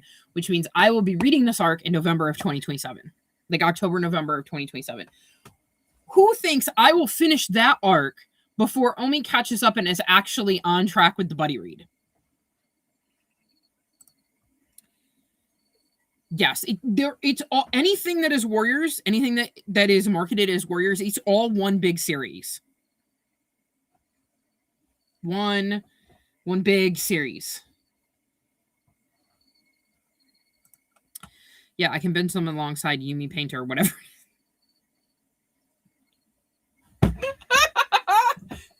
Which I'm reading next week. And have you even finished what's the third book? Have you finished the Mistborn trilogy yet? Because that would still leave you with technically Warrior Breaker and Trust of the Emerald Sea. You're only like 4 months behind. I mean, true. You have to text his challenge for me too. Okay, I'm going to go through tonight, and I'm going to figure out how many of the prompts I can make those books work for. Because if I can make the Warriors books work for all the prompts, then maybe I can convince you to read them a little bit faster. Yay, Omi, you can do it. March is a word. I mean, it is middle grade March, so fair. You did. You have Warbreaker. Oh.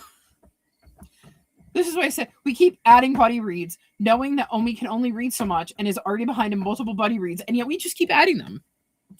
And trust. You do want to try and make March one that you could do with a single book. Interesting.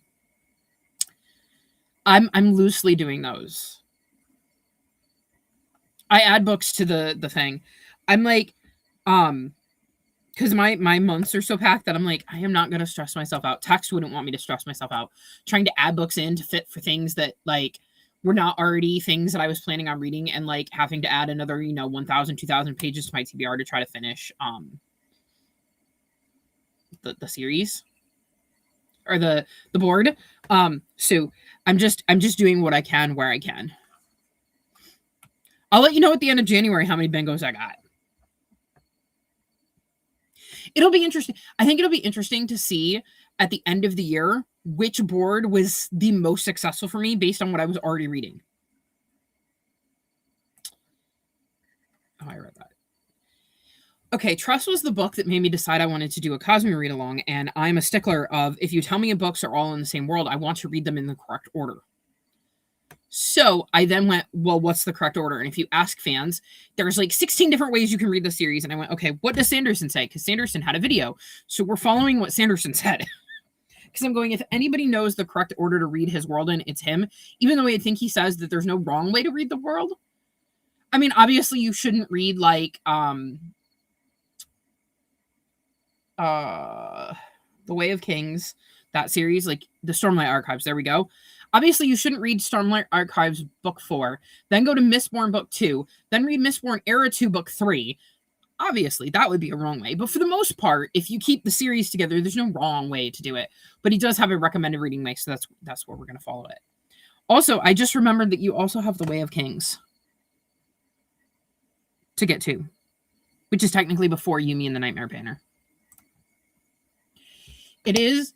And I'm very curious to see what you think of it, because I did not love it. I think it's a good challenge. I laughed at January and February going, nope, at conflicting prompts. Yeah, I was like, I was really curious how you were going to read a book that was a new release in February that was also released in the 90s, but was also released in the 80s. I didn't see how you were going to pull that one off.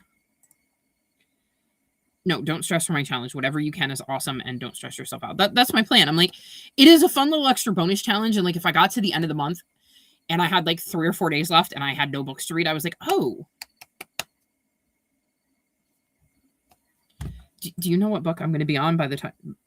Where is my schedule? Where are we? Let's see. Buddy reads. Me and Chris's buddy reads schedule. Oh, we also have the Honey Witch. Now that I pull this open, we also have the Honey. Me and Omi also want to buddy read the Honey Witch. What am I reading in June? I will have read Words of Radiance by then, which I think is book 2 in the Starlight or the Stormlight Archive. And in June, there's a possibility I will have finished Edge Dancer, which is the 3rd book in the Stormlight Archive, because that is our book for May and June. Oh. That's hilarious. Absolutely hilarious. Yeah, I gave up the series squares. 4-book series, 5-book series. Then, yeah, the conflict, you found it. Yeah. I mean, you also made a good point of how are you supposed to read a book in a series that is 4 books or less? And how are you also conversely supposed to read a book that is in a series that is 5 books or more? Wait a minute. I might have an answer to that one. Hang on.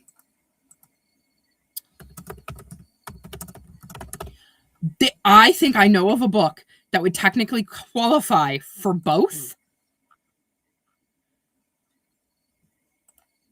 I think it's this one. Hang on. I know y'all can't see what I'm doing, but I'm almost positive. I'm almost positive I have an answer to that one. This is fun. I think there is actually a book that would count for both. Hang on.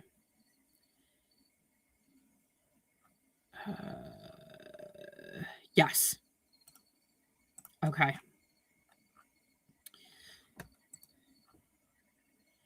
Okay. There is a book in a series that is both book 5 in one series and book 4 in another. So here we have, you should be able to see this now. I'll make me teeny tiny, and we'll drop this down so you can see. So here we have the Wrinkle in Time series. And as you can see, it's got 5 books. We have A Wrinkle in Time, A Wind in the Door, A Swiftly Tilting Planet, Many Waters, and An Acceptable Time, which is book 5 in the series. And conversely, if you look over here, wow, that looks like a familiar cover. So we're going to switch to this tab. And now we have the O'Keefe family series, which starts with The Arm of the Starfish, then goes to The Dragons in the Waters. Then we have A House Like a Lotus. And then wouldn't you know it, there is book 4, An Acceptable Time, which is book 5 in the A Wrinkle in Time series. Bam! One book, 2 different series, one which is 4 books and less, one that is more than 5.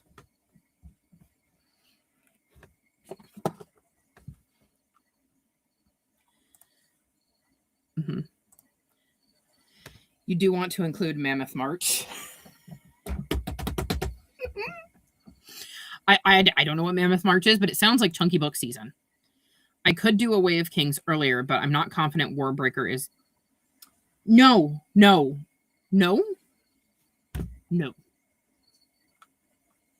Least favorite by far. Maybe you could if there are novellas. Or ones that had adjacent series in the same world. Yes, but like you said, it has to be one book. Like Mr. Mercedes Trilogy and the Holly Gibney series. Typing fast, we've all been there. Haha, oh my god, that's incredible. So I've never actually read An Acceptable Time because I knew about this. So I wanted to read the O'Keefe series. Didn't like the first book in the O'Keefe series and did not care to go back to An Acceptable Time by the time I got to the O'Keefe series. So I just said, Yes, Omi will. And listen, I'm telling you, I would fit, like, let me see. What does my March TBR look like? I don't know what mammoths, like, what are considered mammoths, but I can tell you that right now, how many books do I have planned? I currently have 29 books on my tab, on my spreadsheet, already penciled in for March. And of those, there is exactly one that is over 500 pages, and that is The Dragon Keeper by Robin Hobb. Chunky Book Season is right. I think, where is it? Too many tabs. I think, do I have a Sanderson tab here? I do. So actually I have 2 because it would be, I should add that while I'm thinking about it.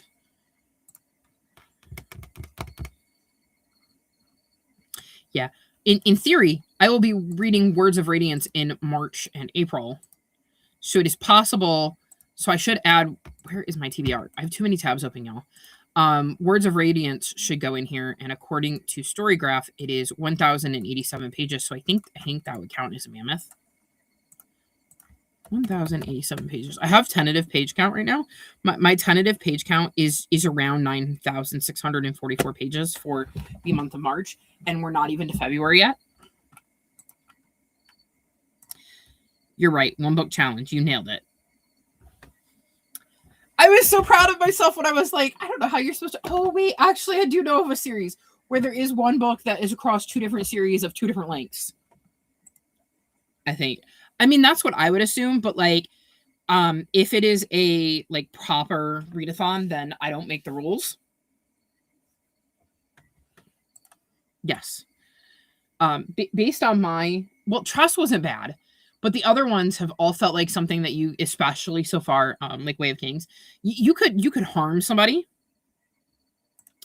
500 plus or 20 hours plus are mammoth to me. Agreed. I don't really think about audiobooks because I listen to them so quickly that like that just rolls off my shoulder. I go by page count. I definitely have. Let's see. Well, I've read Way of Kings, which is over 1,000 pages. I think I've read at least one other. I think. I unfortunately still have my Goodreads, and you can see me moving around on my. Oh no, you can't. I'm on the other tab on my Goodreads. Where is? Let's see. How the hell do I do this again? I'm never on Goodreads anymore. Let's go like that. I don't know. I'm just checking because I don't really read pages high to low. Are we going low to high? Unknown. Yes. Okay. I need to flip pages back the other direction. Oh, I did move that one on there. Unless there's something crazy here. Oh, okay. So the longest book I've ever read is Speaking Bones, which is the 4th book in the Dandelion Dynasty, which according to Storygraph is 1,047 pages. Then I have Lord of Chaos, which is book 6 in the Wheel of Time series, which is 1,011 pages. Then I have The Way of Kings, which is 1,007 pages. Then I have The Shadow Rising, which is book 4 in the Wheel of Time series, which is 1,006 pages. Favorite 4. Door stoppers that could cross over as weapons. You Drop Malice, 700 pages. Oh, I'm sure that felt nice. You've read half of it. You didn't get to book 4 in Wheel of Time, did you? Because if so, if you got through book 4, then you have officially read an 1,000-page book.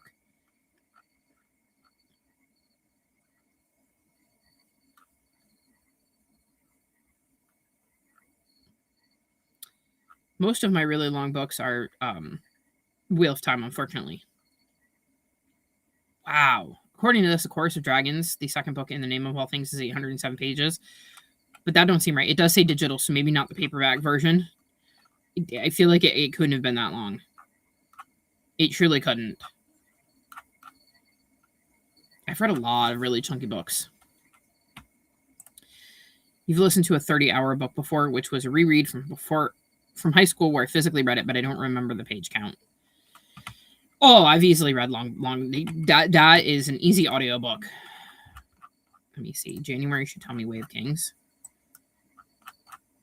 That I mark it down. Oh no, that would be December. I lie. I have to look at last year's TBR. Hang on. TBR 2025. Did I read it? I think I read it in December. Because I'm insane. The Way of Kings is a 45-hour audiobook.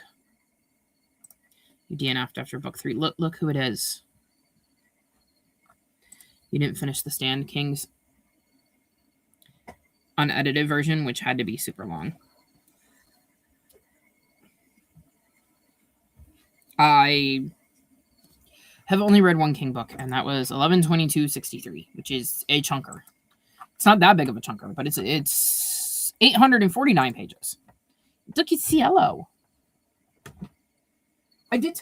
The other thing is, I doubt I'll be streaming tomorrow because of the frigging storm. But it was funny because somebody asked if I was doing sprints this weekend. I was like, no. And here I am. Oh. She flopped. Oh, you're so cute.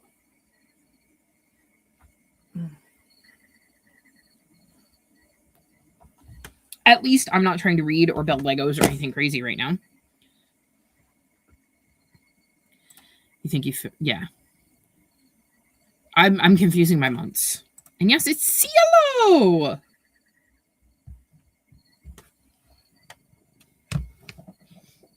Say hi to everybody, Cielo.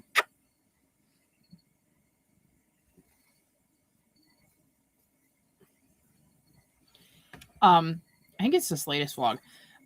She gets a cameo in this latest vlog that I intentionally leave in and like ham up for y'all.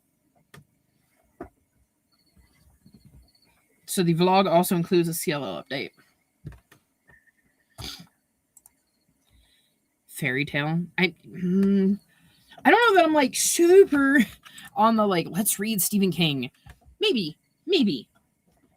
I got lots of other books I would want to read before I hop into another King book. Right now, I'm working on Sanderson and reading Hobbit at the same time because I'm lazy. Another series I want to reread is A Chorus of Dragons. That's what it's called. Like, pointing out in the hallway going, look, those books over there that you can't see. I don't know why I thought you could see into my hallway and see the pile of books that I don't that are there that like you wouldn't even be able to see them. They're like this from your angle. Whoops, we'll do it this way. They're like this, so you wouldn't even be able to tell what they are anyways.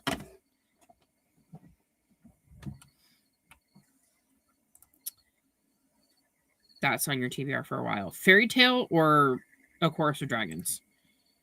You're trying to fill all Bill Hodges this year. I can't wait for her challenge again. Are you talking about Cielo's Curious Chapters?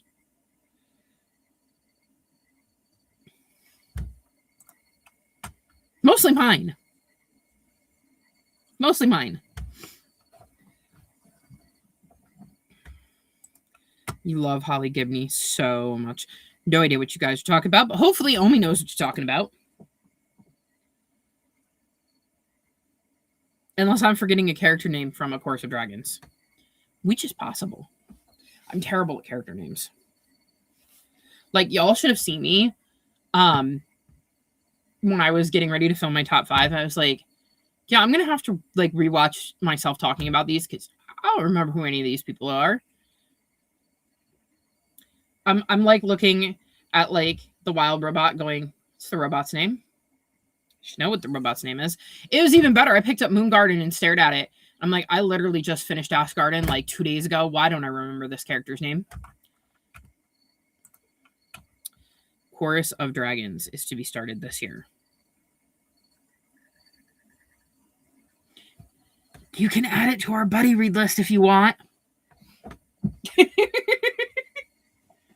At this point, half of my reading is just going to be dictated by Omi.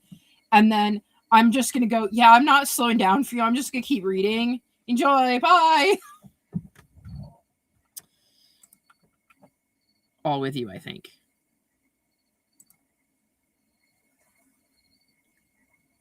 Holly is a great character. Stephen King. Okay, you guys are talking about Stephen King. Cielo's Curious Chapters. I am playing around with that. I don't know what I want to do for it. Like, I have so many ideas, some of which I'm not capable of designing, unfortunately. So I don't quite know what I want to do with that. But I have been brainstorming. Mainly because I don't want to have to sit and figure out 8,000 readathons all at once.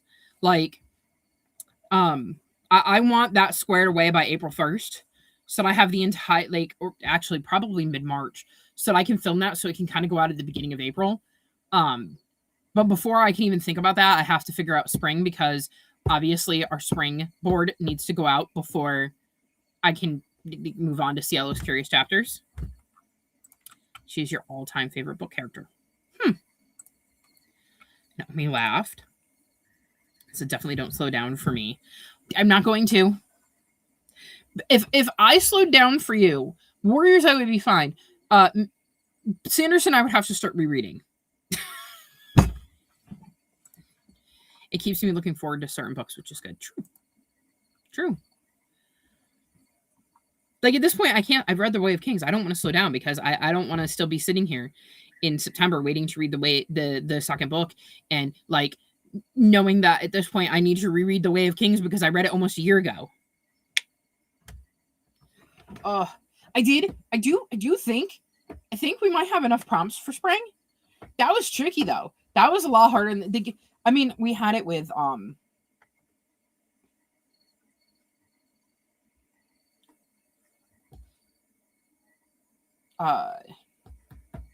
the last two prompts for the winter read along too were the hardest. Because at that point you're like, okay, we've got all the obvious ones like decorations, snow, ice. What else is there? What else do you associate with the holidays without or with the winter season without going specifically into like one specific holiday like super hard?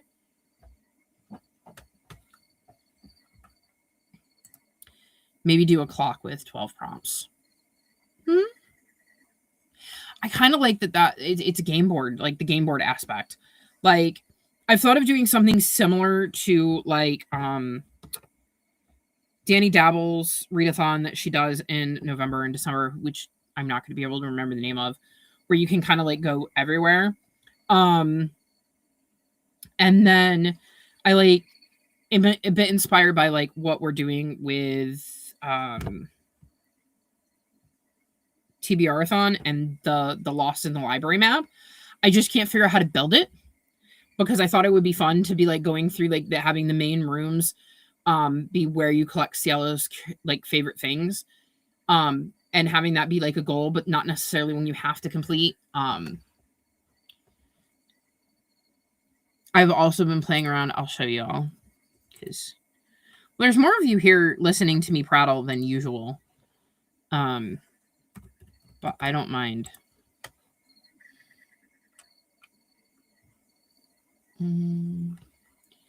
I was also messing around with something like this, where like you could start here and then you would have a choice of, you know, like you would kind of have to go here, but if you started here, you could go this way or this way. The squares aren't perfect because I was just farting around with it. Or you can start on the red side and you would go here, and then you could either go here or here, and then it would break down based on where you were. You would have two prompts that you could choose from. So I was kind of experimenting with something like this. That will help. Although I believe the audiobook narrator is the same one as Robert Jordan. Yes, I added to it. And I think we have enough. Like I was sitting there going like, we have like 19 prompts and I don't want to be figuring this out in the matter and they have to film everything and do the boards and all of this in the space of like 24 hours. So the other day when I had some time, I'm like, okay, I'm going to Google spring, things associated with spring, things you do in the spring. Just give me stuff that's associated with spring and jog my brain. I think we have like 27 on there now.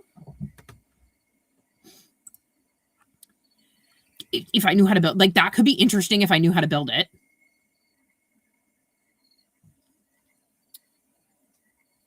Like my thing is like, can I spoof that graphic? I missed most of the conversation, but I like the starting in one place and then branching off. It would be fun to see where people go from the same starting place. Yeah, and I kind of like I said, I kind of like the idea of having two different ways you could do it where this prompt is going to be, I think, the same, like maybe just read a mystery. Since it's a mystery themed readathon, just read any mystery you want. So you know you're either going to start with that or end with that. But like then having the idea of which path do you take and how do you get from either you can start up here where you have a lot more options to get to mystery, or you can start with mystery and then slowly work your way down. I thought that could be interesting. Or snakes and ladders, but knives and I don't know what. I thought of that too, like because Cassidy obviously has that for her TBR game, and I thought that could be interesting. But again, how do I build it?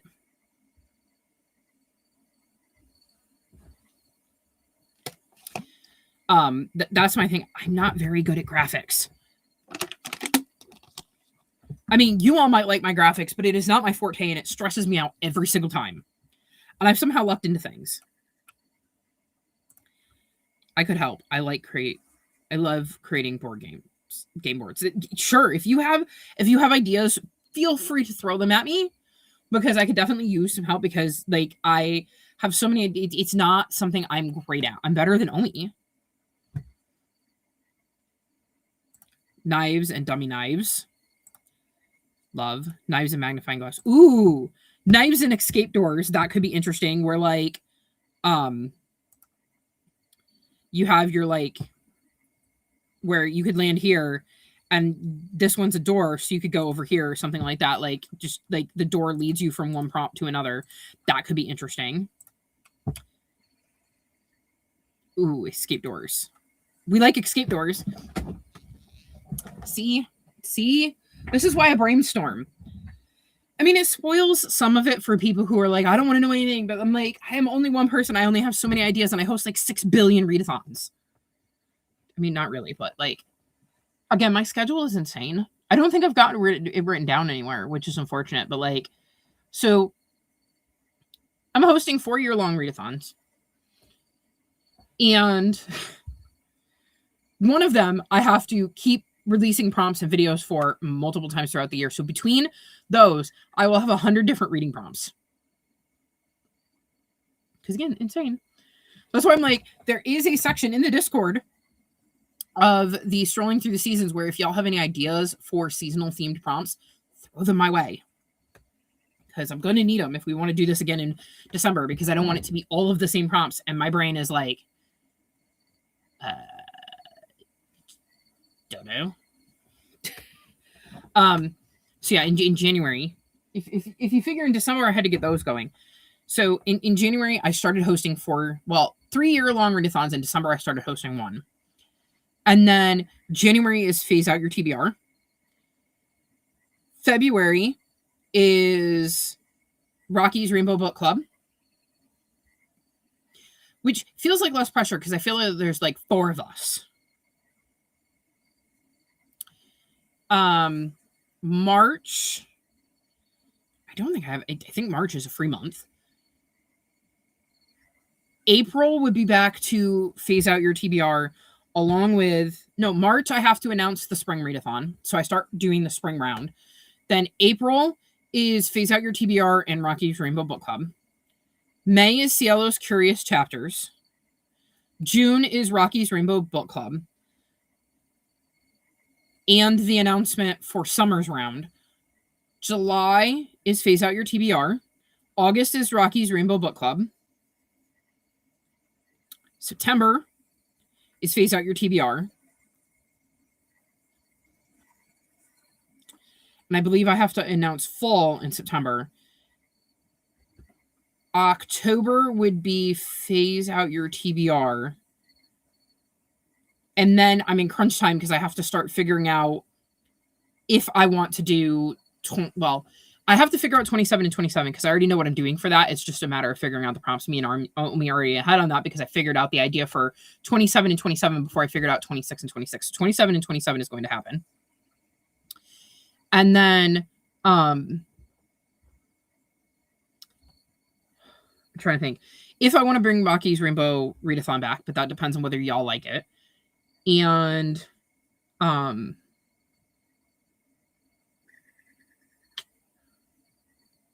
Seriesathon.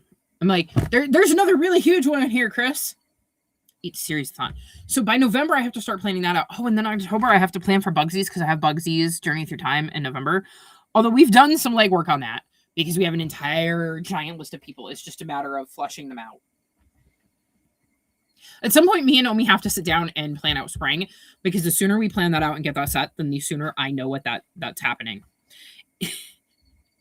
and then in December, I have Rocky's Rainbow Book Club. I think being part of the brainstorm is its own fun too. There's still the surprise, especially for people. True, not everybody watches my sprints. Not everybody stays up late, and I will absolutely be willing to have conversations with all of you in a Discord chat. So this doesn't necessarily have to take place in the public either. I'm also going, I think me and Omi need to add people to the team because we're only 2 people.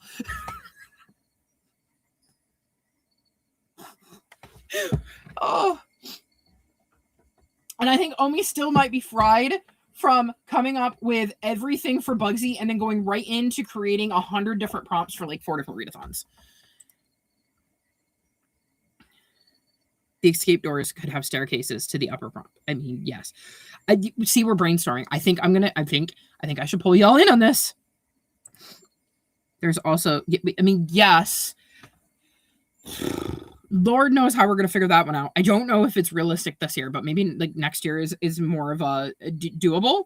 But I also feel like if we're going to keep hosting all of these readathons, we need co-hosts. Yes, I figured that out. Took me a minute. I'm going to figure out how to graph this out on a computer. Did he leave? Oh, he did. He was probably chasing his tail. They like to chase their tail. Bug. He's going nuts in the background. LOL. Yes, we can plan spring. Me. You are more than welcome to join in. I need help. I'm only one person. I only have one brain. And like, I love doing this, but it's like, okay, what do I have to do again? What is on top of things? And like, Omi is currently in a brain is fried. So it's like, again, we're only 2 brains. Yeah. We've released enough for this year, and I think we have a solid plan. If like, I think we could, like, I think honestly, we absolutely could do it this year. However, I feel like it would be really tricky, and it wouldn't be as good as if we held it off for next year.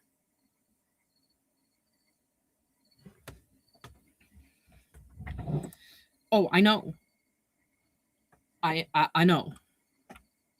And I just realized my brain is fried because I thought that was Omi, and it was Phoenix. Phoenix. I mean, Omi's brain is also fried.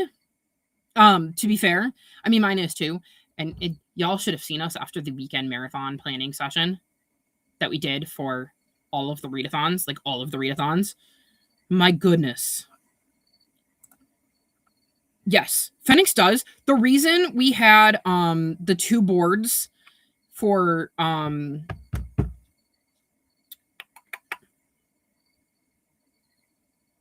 Sailor's Curious Chapters last year, the non-colorful one, is because that was a Phoenix suggestion of going like, this board is really cool, but like it's a lot for me, and there might be other people where this is a lot for. So could you maybe make a like chiller version? So like Omi is great for that. Like I also like Omi had all of the information about Bugsy's journey through time, because we were like, please look at the names. Tell us if we've got a good, like, is there some glaring, and I'll tell you, we forgot Sitting Bull. When we started, we forgot Sitting Bull. And even though we knew we wanted to include somebody who is Indigenous on it, we just forgot. And I'm like looking at this, and like, it was like one of those things where it's like, how do we, whoops. Because I'm like,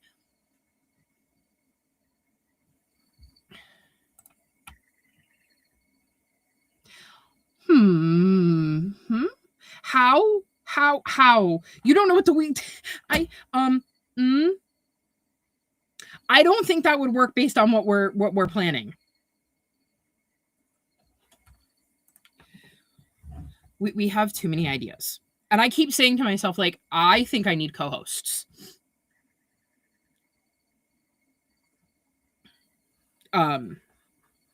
Oh, see, I see. You thought that we could combine a work in progress, like a work in progress themed readathon with Seriesathon, whereas Omi meant the readathon is an idea that is a work in progress. Hang on, I'm gonna hop on Discord and I'm gonna message both Amanda and text that the theme.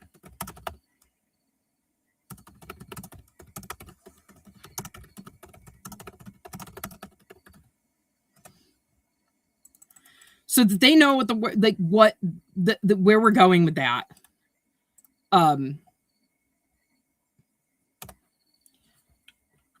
So they'll know. Well, I mean, probably it would be helpful, especially considering like one of the hard things is Omi is fantastic. They do a lot of the background work. Like I said, they help come up with prompts. They help put together the spreadsheets. They help put together the Google Docs. They help keep me sane. But I am the one doing all of this. And it is a lot. It is a lot for one person to be on this end of it. And I'm like, I feel bad because I wanted to do sprints where it's like, I've got the graphic with like Donner's Winter Wonderland. I'm like, I have not had the spoons. Ooh. Well, they know all of the other ones. I mean, we're literally talking and brainstorming here ideas for Cielo's Curious Chapters. They are more than welcome to shout out people they would want to see in Bugsy's Journey Through Time, because I don't know that I want to tweak that one much. I really like that graphic. And the way you can kind of like, I don't know that I want to change that. I like that setup. I'm so proud of that graphic. So I don't know that I would want to mess with it.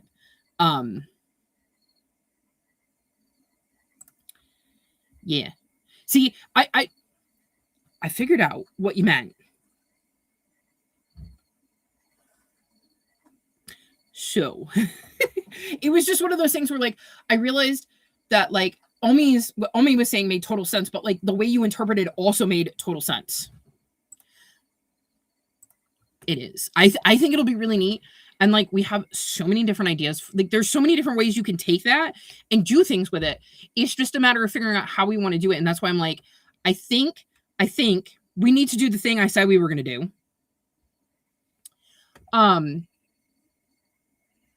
Like I mentioned to both of you the theme, and then I added that extra thing. I think we need to do that first. And I think that'll be important because it'll help us really solidify ideas as we're going through, and then just figuring out how to plan it. It leaves so many avenues you could go down with that one. No. I mean, Series-a-thon isn't a new graphic. All I did was, well, I tweaked it a little bit. I made it so that like the squares weren't square, they were more rectangular, because I know people like sticking graphics in. And then I made like I switched the colors out. So I thought that was fun. Like every year we go through a different iteration. And me and Omi, because I went, okay, well, we started with purple, so we should go to red, because that's like, and then we went, actually, no. Red is a color that is associated with things we definitely don't want to be associated with. So let's go backwards. A second board that is a spinner wheel on a clock face could be fun. And how would I build that, though? If you can help me out how to figure out how to build that, like I think bringing you on, especially for Cielo's Curious Chapters, might be wise there, Tex, because it sounds like this will be right up your alley, and you are a big Agatha Christie person, so that might be helpful to kind of have you as a co-host. Totally. I have a board in mind already. Feel free to give me and Omi all of the ideas. We can always use that because we have time to brainstorm, because I'm thinking like summer of next year. And I do think we have the spring, enough ideas for the spring. Where are we at? Where is my Google Doc? I'm not showing it on sprints because like there's one thing hinting at things. There's another thing of like, here are all of our ideas for the prompts. Where is it? Why am I on Sheets? That's not what I wanted. I want the Google Doc. The one that has all of our readathon ideas on it. Where is... There it is. How many prompts do I have? Because they're numbered. 27. I currently have 27 prompts. We also need to decide what this round is called. We're sitting at 18-ish on I think two of these are essentially the same thing. 18 for summer, and we're at a total of 16 for fall. Actually, 2 board ideas. Interesting. Very curious. Text is on top of things. They're like, I've got this. Don't worry about it. You do that. I'll take care of this end. It's more of a clock printable DIY project, not hard or pricey.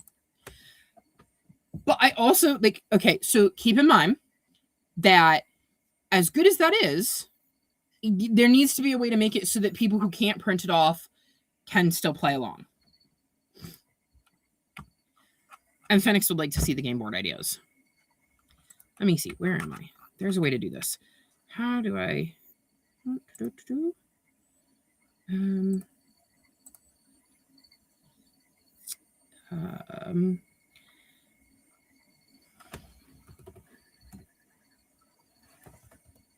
Oh, that's how I can do this. No? Weird. It It's really weird. Apparently, you can only have 3. Interesting. I still don't know how you used. I was going to create like a little group chat on Discord, but apparently you can only have 3 people in unless I'm doing it wrong. Because I thought it would be interesting if we had like just a place where like Phoenix could lurk and see everything we were doing, but the 4 of us could discuss this not on a live YouTube video. They are very, very nice. Unsure if they'll fit with the response, but imagine spring into action. I'm going to note that because that could work for either the name or a prompt. So I'm just going to note that.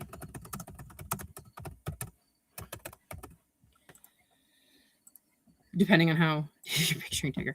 One of the fun things we decided is that each season is going to be named after one of my cats, because like we keep joking that by the time everything gets done, I'm going to have you know. Oh, that's different. Look, it's not Bugsy. He's Porky. He's Porky. Hi, Pork. Let's go like this. He's Porky. I don't need this banner on the bottom. Are you coming over? Yeah? You want hi-his? Come on. Here, show yourself to the peoples. This is Porky. He's a good boy. I'm surprised he's let me show him off like this. He doesn't normally love it when I pick him up. No, see, he doesn't. But you got to see Porky. That's Porky. I mean, yes, obviously.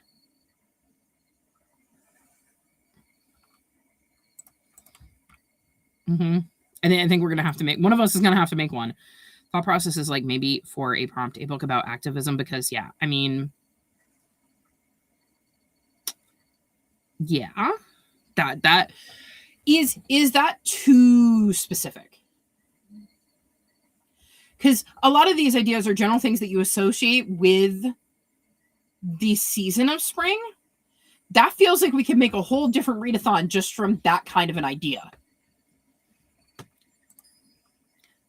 Mana says, hi, you cutie pie. Pretend I'm giving you all the pats right now because you deserve them all. Yeah. They're talking about you. They love you, Porky. Oops, might have been Porky. No, it was Bugsy. I did look when you said that. I noticed it, and it was definitely Bugsy up there. They both do it. Him, Coco, so Porky, Coco, Bugsy, and Rocky all like to chase their tails. He's back. Get your paws up. Get up where they can see you, silly. Look it. He's long and skinny. Say there's not much meat on your bones, huh? He also is my main TV watcher. Like, he'll watch TV and chase things on the television. And he really is a big fan of Chris Hausman's new video. Meh, to you too. Hi, Porky. Long time no see. So glad you made an appearance. Yeah, I can see also he's got similar patterns because they are related. So it could be with the back there and the fact that, you know, this camera works as well as a potato, that their coloring looks similar. No. He's very brown and Bugsy is very gray. And hi, Porky. Hi, Porky. He's a good boy. Yeah. He does this. He'll yell at you. But yeah, he thinks Chris Hausman's video is really entertaining. And I love that song. Chris Hausman, if y'all don't know, is a country singer, but that is like woke. He's fantastic. Oops, not me. I accidentally. I mean, I have 3 months. Pick a month. As long as I don't already have a readathon dedicated to that month, feel free. I mean, it's something I've considered, kind of like Rocky's Rainbow Readathon. I wish more people seemed interested in that because I'm very proud of that one. I think that's the one I'm most proud of. And of course, it's the one that people seem the least interested in. And my book club.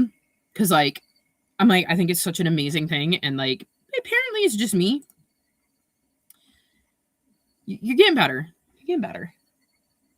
It's hard when you're not seeing him in person. He's a very handsome boy. No. No. You're starting to wonder about that, Omi. I might need to limit myself next year. Oh, that's hilarious. Hilarious. I mean, I'm doing better. Right now, going into February, I have just the one, as far as I know. I was thinking about doing Polarathon because I've done that every year, but I'm committed to doing Randomathon, and there's nothing on my Randomathon TBR that lines up with the Polarathon prompts, which makes it really hard because of the fact that it's the same week because I can't read any of them in January. And the way Jade set up Polarathon this time, it's like completely random. And I just don't have enough book. Like, I've already burned the books that I would read for that. So, yeah.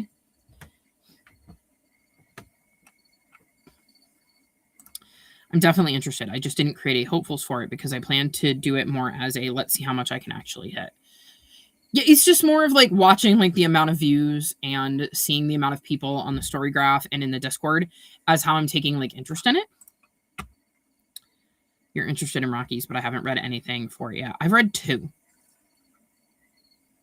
I read Semi-Well Adjusted, despite literally everything, as my memoir, and then I read Boys Run the Riot Volume 3 as my translated. But by you guys, do you mean me? Insert the Taylor Swift song about the hey, it's me, I'm the problem, it's me. You're finally joining the book club, but I've read the next one already. I know there are bonus reads. Yes, I said it, and I set it up on the Storygraph page that way. So if you wanted to, you could see how many of the options for the book club you could read in a year. You can also go back and pick one of the ones that won previously that looked interesting. The more you do it, the better you'll get at it too. You have. I don't think you're behind on that either, are you? Readathons do get in the way of reading goals, but I just can't resist. I think it's interesting. I think it encourages me to pick up books I wouldn't necessarily pick up right then. It sometimes encourages me to pick up books that I haven't, like, was even on my radar, because I will absolutely go through Storygraph and be like, ooh, what are the options? What is everybody else reading? Possibly. No idea. There's if I host a readathon outside of Phase Out Your TBR, because that feels like you can't really get suggestions, because the idea is you're supposed to be working off your own TBR. So Seriesathon feels a little bit looser because, one, I know people are going to want to track that because it's a year-long readathon.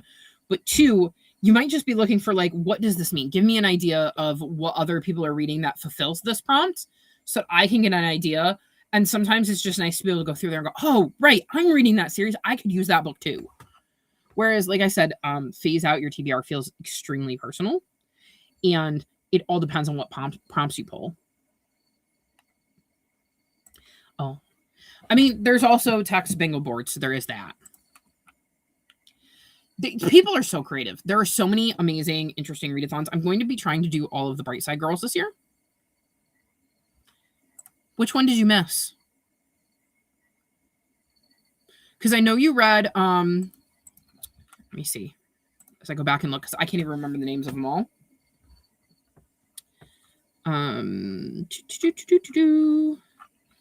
I have too many tabs. Okay, so I know you read The Galaxy and The Ground Within. No, that's the wrong one. The Long Way to a Small... That was book 4. I have them in the wrong order. I know you read The Jasmine Throne. I know you read It Can't Spell Treason Without T. It does not look like you commented in either Kiss Her Once for Me or Honeybee Murder, so I'm going to assume you didn't read one of those. You actually, I believe, got through the Library of the Unwritten, which I DNF'd.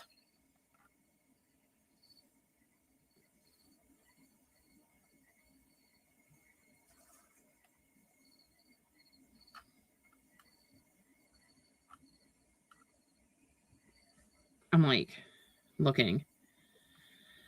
I don't know if you read Murder at Pirates Cove or Lavender House. You did read Last Call at the Nightingale, I believe. I know you read Benji's Ab.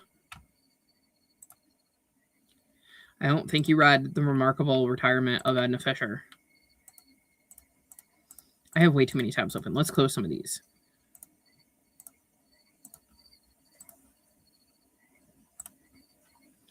You've read one book for Rocky so far. Well, one of the like 5 books I've actually reviewed and checked for. I have my list. I do have one I have not from there that I have to replace. I have to replace my TBR vet for 26 and 26 because the book I chose I ended up DNFing.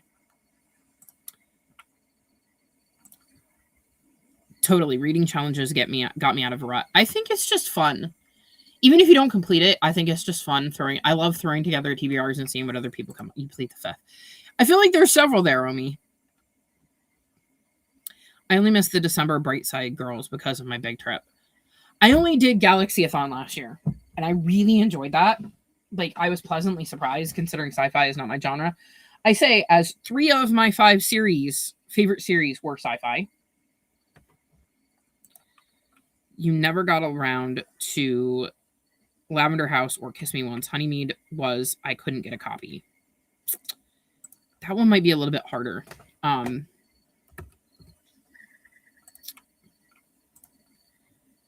Like, I know, obviously, you can get them off of,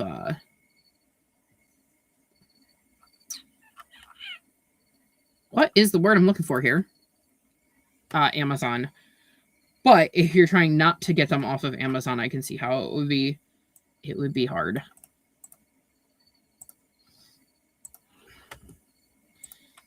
Like, I know I had to, I believe, buy those. I couldn't get them all, like, at my library or anything. So I get it. Yeah, it looks like there's only ebooks, so like you'd have to buy the ebook. I had a good time with it. I thought it was a good book. I just don't think, like, based on what people have said, that it's going to be worth reading the audiobook.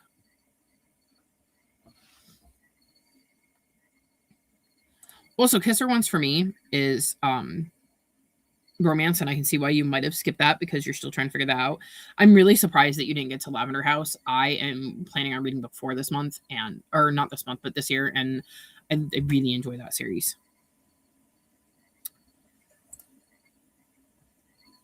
I thought the book, like, I had a good time with that book. Like, I mean, I'm glad I heard, like, 1, that I couldn't get the audio, and 2, you all were like, no audio. I need to replace my reread for Phase Out Your Series-a-thon because I decided I'm not continuing. That is the fear, isn't it? That is always the fear, that you're going to read a book in a series where you've planned multiple books and be like, actually, I'm doing that with, what's it called? The Lord Edgington Investigate series, because I just read book 3 and, but I only have book 4. So I'm going to give it through book 4, and if book 4 is still making me go, I'll be DNFing the series. You won. Ooh, nice. I didn't even try to enter. True. I can tell you right now, the Honeybee Murder you can get as an ebook on Barnes & Noble. So if you wanted to avoid Amazon, you wouldn't have to get it through Amazon.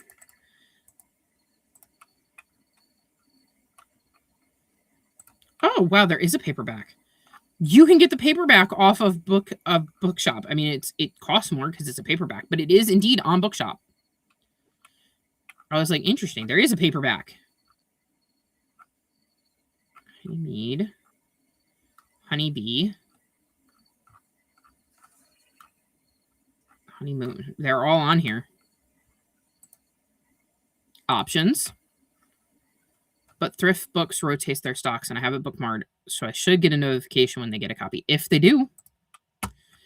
I think that Edna would be a lot of fun, but I couldn't do the audio and just didn't have the time to fit it in that month. The audio really wasn't it. I mean, several of you said that. I was like, oh, I guess I'm glad I don't have the audio. You love Lavender House, and I'm up to date reading the series. Love it. Is there going to be a book 5 out of curiosity? I really do want to do Lavender House. It was on my Rocky board, I think, to ensure I got to it this year. I would say that the mysteries are not the not that the mysteries are bad, but I think the thing that really shines about that series is Andy and the relationships he develops throughout the series. And I'm just so attached to the characters. Actually, wait, I could count a book that I have to reread book 3 for when the prequel comes out. Okay, hang on. My brain's trying to... So you're saying to catch up on the series, you would have to reread book 3 if you want to read the prequel? Because I did state, let's say you were reading book 6 was coming out, and you only wanted to reread book 5, you didn't have to reread books 1 through 5. You could only reread you just had to reread. How did I word it? It depends on how I worded it.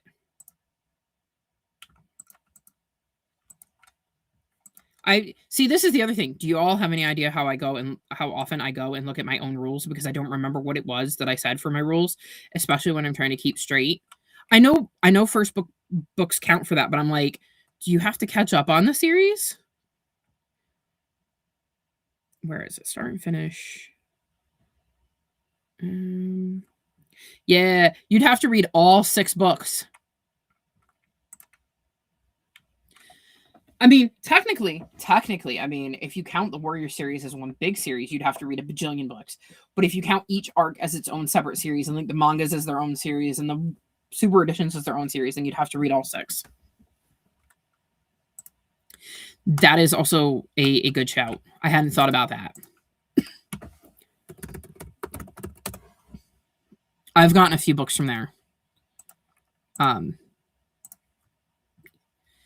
It's the same price for the ebook on Smash Worlds as it is on Barnes & Noble, but it is an option. Depends on whether you want physical or ebook. Because like I said, on the physical book costs $14, the ebook costs $5.99, so it just depends on what you want to do. Also an option. Don't know about a book 5, hoping so, though. I think the authors should be required to state in their author's notes and stuff at the end of a book whether it is the last book in a series or not.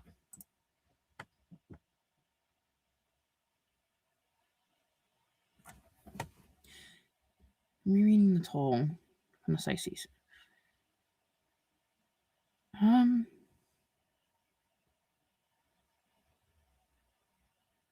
Interesting.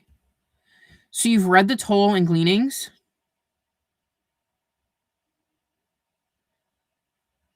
The question is, do you consider it all one big series? I think is part of it.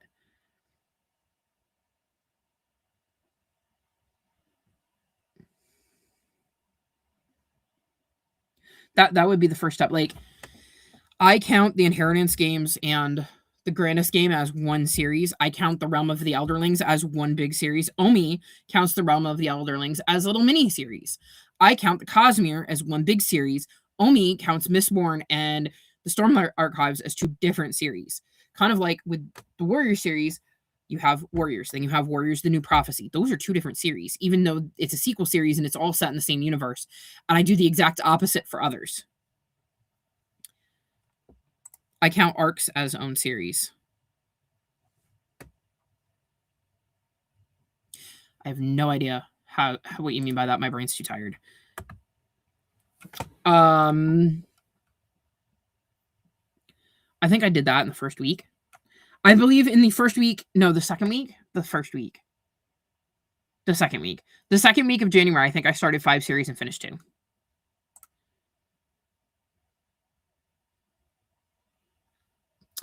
See, my problem is that my goals don't always align because I want to read my backlist, and a lot of my backlist requires me to start series because it's the first book in a series that I haven't read. Your mystery book club this month had book 6 in a series, and I don't think they knew that. I was like, nope, not reading it. They already have me in 3 other new series. See, I wouldn't read it because I would have to read the first 5 first because I'm a stickler about that. You would never make progress. That is true. For me, my goal is trying to accomplish the whole thing. Yes, I would count them all as one series because I feel you need to read the original Scythe series first, even though the prequel would be introducing us to when the Thunderhead was created. See, so this is my thing. Omi counting each, like the what am I on the Tawny Man trilogy as its own separate trilogy, meaning he could read the Tawny. See, I'm thinking of he from the. Let's try this again. Omi counting the Tawny Man trilogy as its own separate series, meaning that they could use the Tawny Man trilogy as one of their trio of trilogies, whereas I can't because I count the Realm of the Elderling as a whole series. Both are valid. It depends on how you count it. So if you are counting it as this is all one big series and you need to reread part of the Scythe, like let's just call it the Scythe series.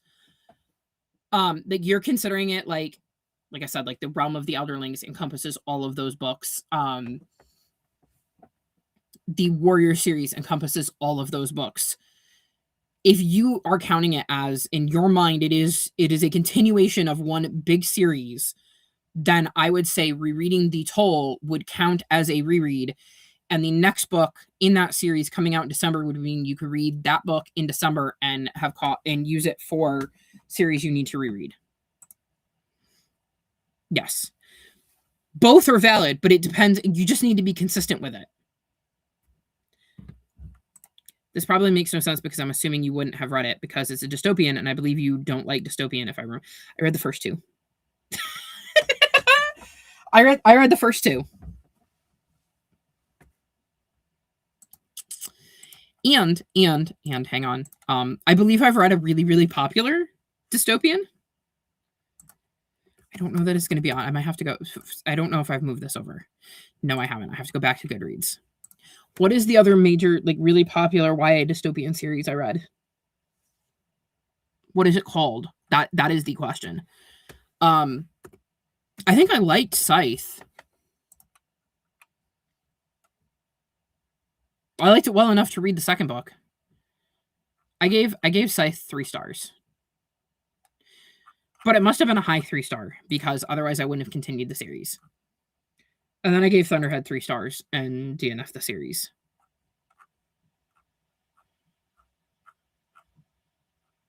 That one I gave a proper 3 stars because that's when I was writing it down. What is the name? Ooh, I think I figured it out. Let me see. I believe this is dystopian. Yes. I have read the entirety of the Divergent series. Exactly. Reading the first 5 before 6. Yes. I think as long as you're consistent in how you count things, it's up to you. Right. So, like, my thing would be is I cannot count, you know, how would I do this? I couldn't count a trio of trilogies for the Tawny Man trilogy, but then also try to make the argument that I could count the Realm of the Elderlings for like another, like using that one as reading a book in a series that has more than 5 books, because I'm making the distinction that the Tawny Man trilogy is its own series, whereas I'm choosing to count the Realm of the Elderlings as its own separate thing. So for me, that is the way I'm counting it. But I think it's also valid for Omi to count the Tawny Man trilogy as a trilogy. Hopefully this is all making sense. Nope. No, same. Same, big same, big same.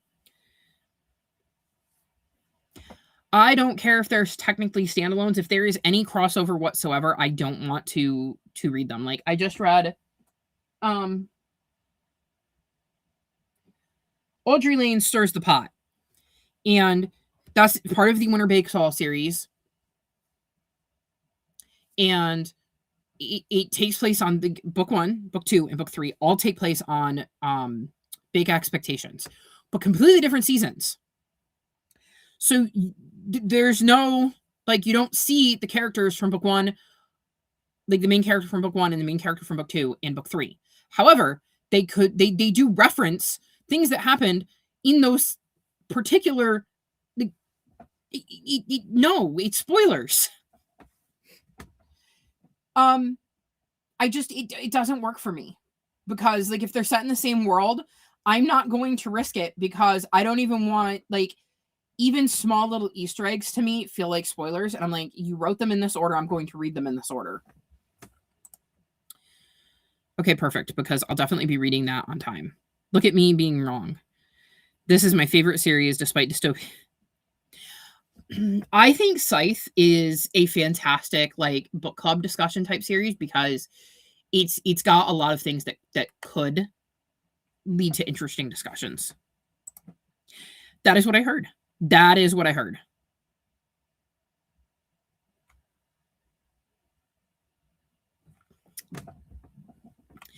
And I think that, given that I didn't love the others,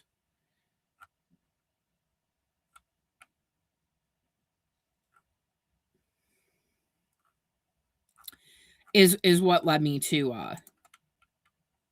not decide to read it. And I can see that y'all were trying to throw out ideas for what it could be, and then I said that. Would that be the third book or the fourth book? So did you skip Allegiant, or did you skip 4? Because I have a box set in my spare bedroom somewhere of all of them.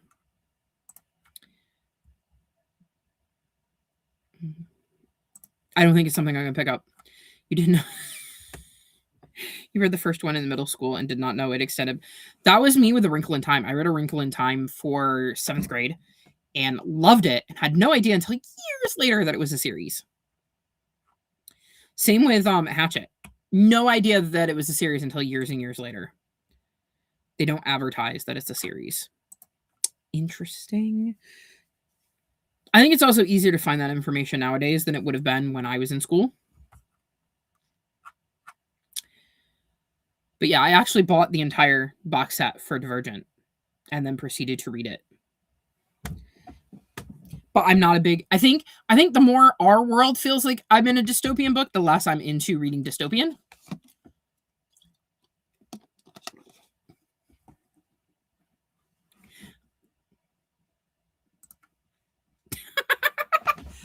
Oh, that's funny.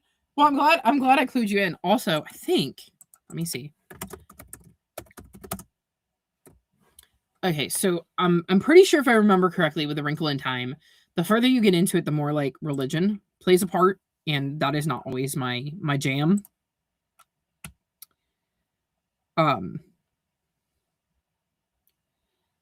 Which one is it? I think it was book 4, though, that I wasn't huge into books 2 and 3. Yeah, book 3 I gave 2 stars. And then I read book 4, and I think of them, it might actually be the one that has the most, like, religious stuff, if I remember correctly. And I gave that 4 stars. Like, that was my second favorite in the series. Wow, I read that in 2019. Wow. Yeah, I didn't think The Giver feels like a series until the final book. I think there's a tiny bit of crossover, but the 4th book ties it all together, I think. And text skip 4. I don't know whether they mean, like, for the 4th book in the Divergent series, or 4 as in the 4th book, or they did lots of 4s.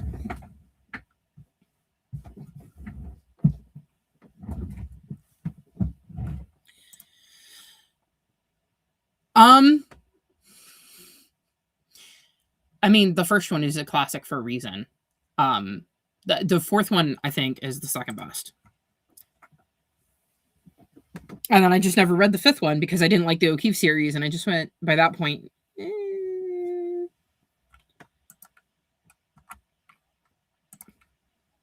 I don't even think I made it. I think I DNF'd it. Yeah, I didn't even get through the first book in the O'Keefe series. I'm tired of the chosen slash special girl and trope in dystopian series. That's not a favorite trope of mine in general. It's why I like the Percy Jackson series, because he's kind of a chosen one, but he also feels like most of the time he doesn't have a clue what he's doing. And unlike some of the other series, it feels like it gives a lot of credit to the other people around him who make it possible. And I like that a lot more. Also, it meant I got to read about Apollo. Apollo is one of my favorite characters in the whole series. His whole arc in Percy Jackson is absolutely hilarious. The Divergent series number 4. Gotcha. Fun fact, I count the Percy Jackson series separately. So I wouldn't count it as a, what would it be, 15, 16, 17, 18, 19 book series. I would count it as you have 6 books in the Percy Jackson series, 5 books in the Heroes of Olympus, 5 books in the Trials of Apollo, and 2 books in the Nico D'Angelo Adventures, or however that is worded. Which is funny, because if you don't want to spoil the Heroes of Olympus, you can't actually read books 6 and 7 in the Percy series until after you read the Heroes of Olympus, because it spoils things for Heroes of Olympus. Because chronologically, it takes place after the Heroes of Olympus.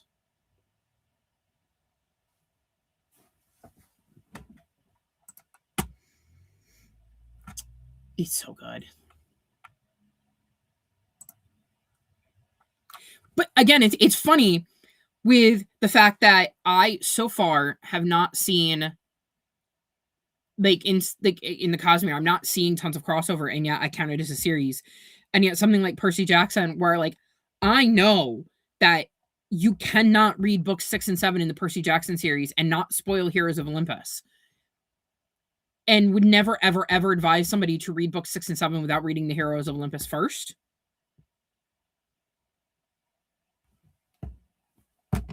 And yet I still count them as separate series.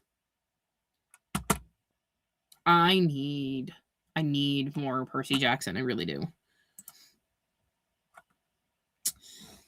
I listen to I think I own some of the audiobooks. I like the audiobook narrator.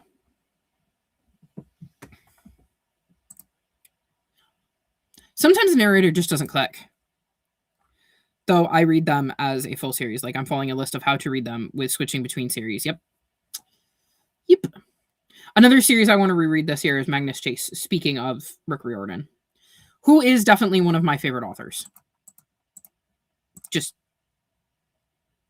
bar none, definitely a favorite author. Because I've read all of Magnus Chase, all of the Percy Jacksons. I'm pretty sure I've read all of the inner series books in Percy Jackson too. So the Greek heroes and all of them. I've read all of the Kane Chronicles. I've read all of Magnus Chase except for that little mini book, which is why I want to reread Magnus Chase. And I've read The Daughter of the Deep, which has nothing to do with Percy Jackson. Not even a tiny little bit. Nothing.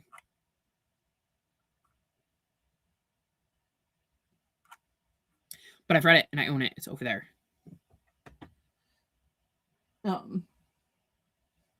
Yeah, I don't think you're going to see it. I can see it because it's in between, right in here. That scanner right there. And then we go into Percy Jackson on down, and then it ends with Daughter of the Deep. There might even be some that aren't over there because I'm run out of space and don't feel like moving things. It is also really interesting because I keep staring at my middle grade shelves going, I don't need to keep this series. I don't need to keep that book. I don't need to keep that book. I don't need to keep this series. But I don't bother pulling them off my shelves because I have 1, 2, 3, 4, 5. 5 full boxes of books that I have nowhere to put. I have a Billy bookcase that has no shelves in it that is almost filled to the brim with books like this, in stacks. I have several of my little black bookcases that are just filled like this with books. The bottom of my TV stand is filled with books. I have 2 full, the bags you get at the grocery store, the reusable ones, full of books in my car. I have an entire TBR cart filled with books in my spare bedroom that I want to put out in the summer. When we have a nice day in the spring and summer, I want to put out next to my library. And then I have a stack in here like over here, that is on Haul Books. And I have a Billy bookcase, like the half one. The entire bottom shelf is filled with books I don't want, except for my tiny pile of picture books. I sent a picture to Omi one day and said, "Do you want any of these?" And they were like, "Yeah, I'll take the Spirit Glass and Never After." And I went, "Cool, you're getting the whole Never After series. Get it out of my house. If you don't like it, toss it in a little free library." I've sent Omi a handful of my books that way. I just, unfortunately, right now, my library is closed because we're having a book sale in like 2 weeks. And they like close for a couple weeks before and then like the week after, so we can't bring them there. And I don't leave the house, so I don't get to go to the little free libraries because it would require leaving the house. I have an entire video about series I want to catch up on and continue. And that is not one of them because I haven't started it yet. I love that series so much. I'm so excited for our reread Omi. It is one of my favorite series. And I was the kid because when that came out, I was so far into the fandom that shall not be named that like I didn't really give it its due because I was so convinced that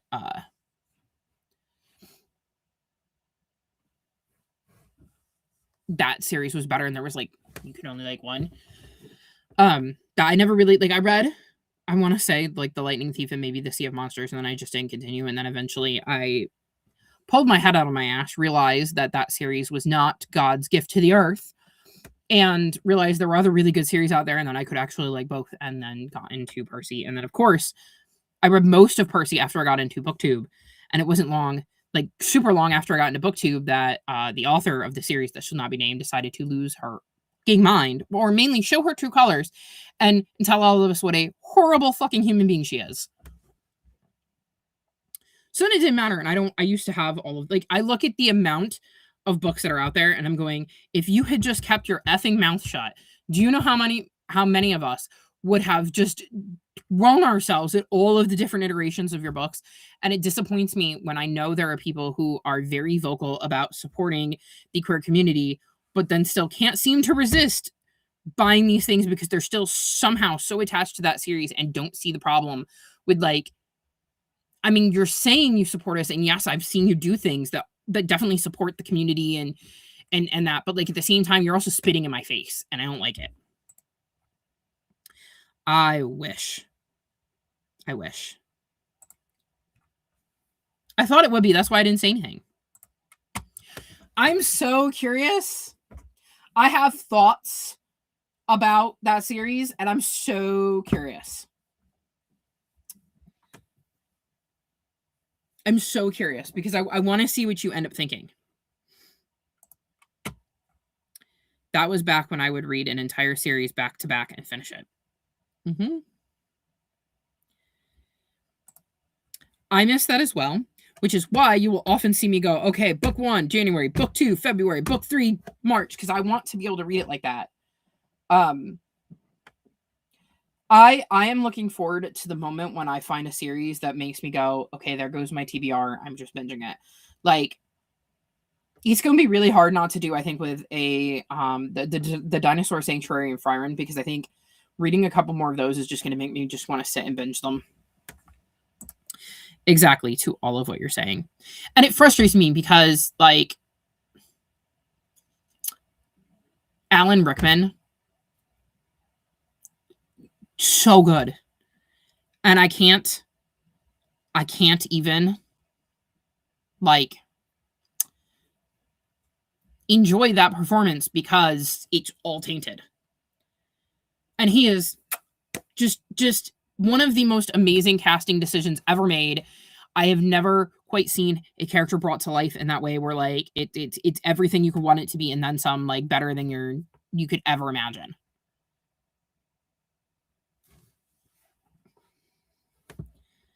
I've always, like, the few times I have missed it since then, because I'm not gonna pretend I don't ever miss the series. Like, I loved that series. I loved those characters. I grew attached to those characters, and I don't look at them necessarily the same ways that the author wrote them. I have my own opinions about them I've developed over the years, and like they've taken on a life of their own in my head. But my thing is like I can never read it without it being tainted. And if I was ever going to go there, I'm going to read fanfic, because honestly, I've read fanfics that have taken her sandbox, played in it, and made far better stories out of it. I technically owned a few of those. I unhauled them though, because they weren't, as I was reading it, just didn't. I'm not reading as much middle grade, y'all. I'm not enjoying middle grade as much as I used to. It feels like I was like I remember when Jade and Gavin started to talk about how they were falling out of love with middle grade. I was like, I don't understand. Middle grade is great. Why are you falling out of love with it? And it's like, you know, a year and a half later, I'm like, oh, I get it. Because a lot of times when you read enough of those stories and they're all you read, you start feeling like you're reading the same story. By Grab Thor's Hammer. Is that the name of the author of the Charlie Bones series? I can send you my copies, Omi. In your Valentine's Day box. Because, yes, I might be building a Valentine's Day box. Oops. Shh, don't tell anybody. Shh. I'm obviously building one for Phoenix. Because I always am. And I will also be sending Girl Scout cookies to Phoenix at some point. Assuming they pick me a scout. Find me a scout, Omi, or Phoenix, if you're still here. Pick me a scout. I think it was the direct comparisons to the series that shall not be named that made me go, nope. Because I'm very like, I don't know. No, I don't want to read that. Spoiler. Ooh, I can put the spoiler alert banner up. Because I still need to film this and I haven't. Where is the book? That is the question. Oh, here. Bam. This is a 5-star prediction. Obviously, I put my ratings up on Storygraph, so it's not like it's going to be a surprise to anybody who's following me on Storygraph what I rated things. This book was written and released in 2013 and 2015. So it was written in 2013 and translated in 2015. And I think I gave it like 2.5 stars. Which was super, super disappointing.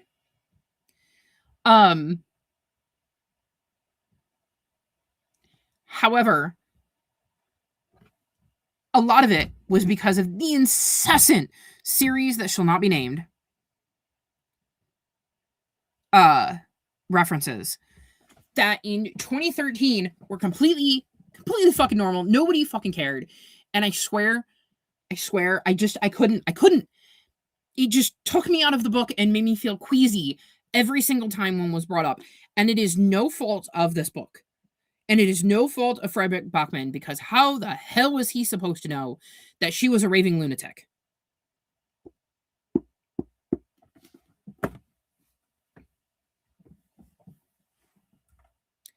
Galaxy Quest. Galaxy. Is that what I'm... Yes. Yes, it is. And that is so this. Okay.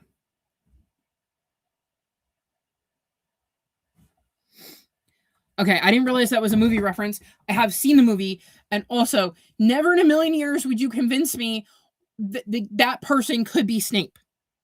Ever. Just the breadth of what he was able to do, because he's also in Die Hard, and I'm like, it's just... And I think there's like other movies, like every time I come across Alan Rickman, I'm like, wait, you did that?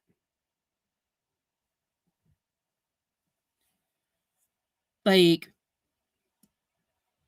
why?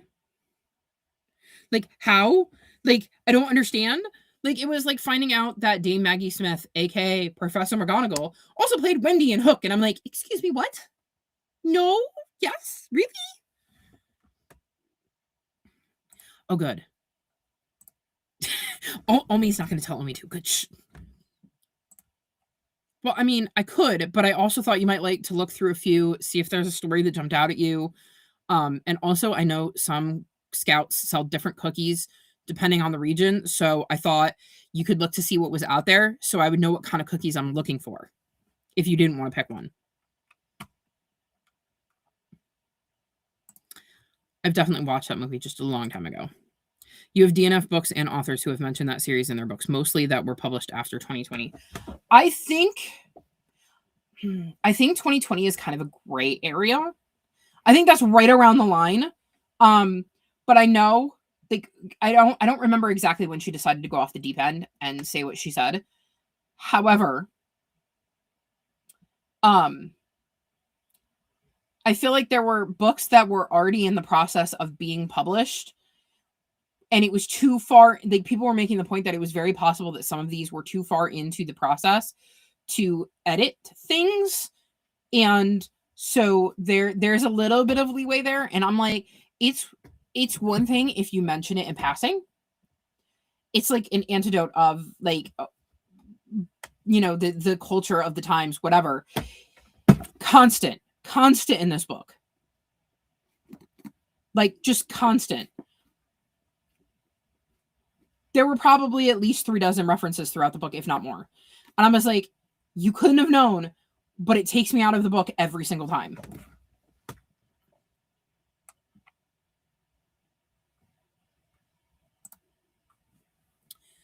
You got out of Alchemized 1,000 pages plus because what Manda said. Yep. Yippee-ki-yay, motherfucker. I need to read his autobiography or memoir, biography or whatever at some point. Man is glad they could help. See, he's into all of it. Like, he's just kind of everywhere.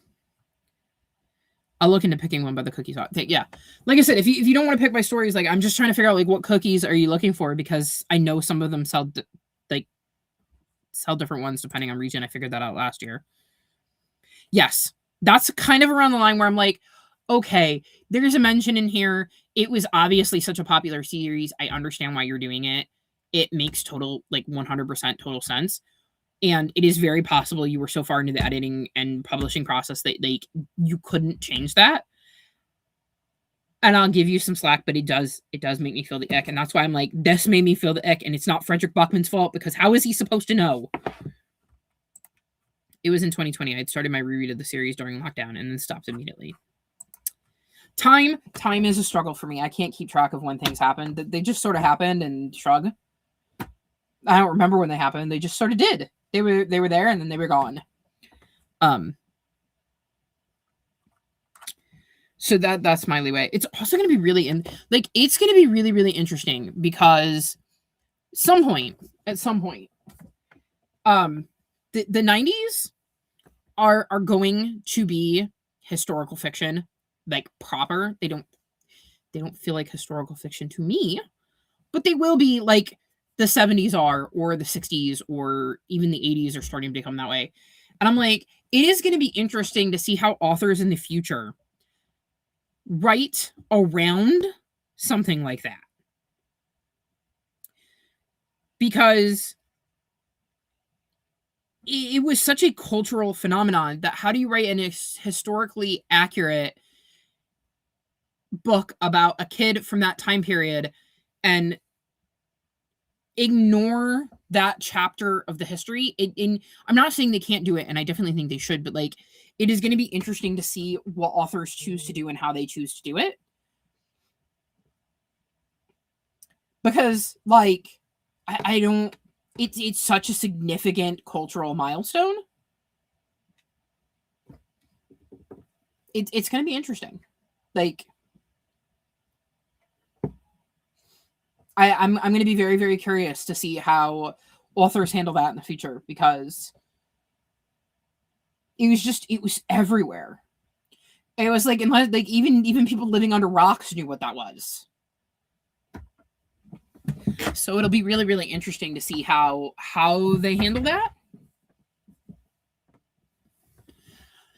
Because, I mean, I'm sure that there are authors out there that are absolutely capable of writing a fantastic story that captures all of pop culture without mentioning that. But also, are there going to be ones that want to include it?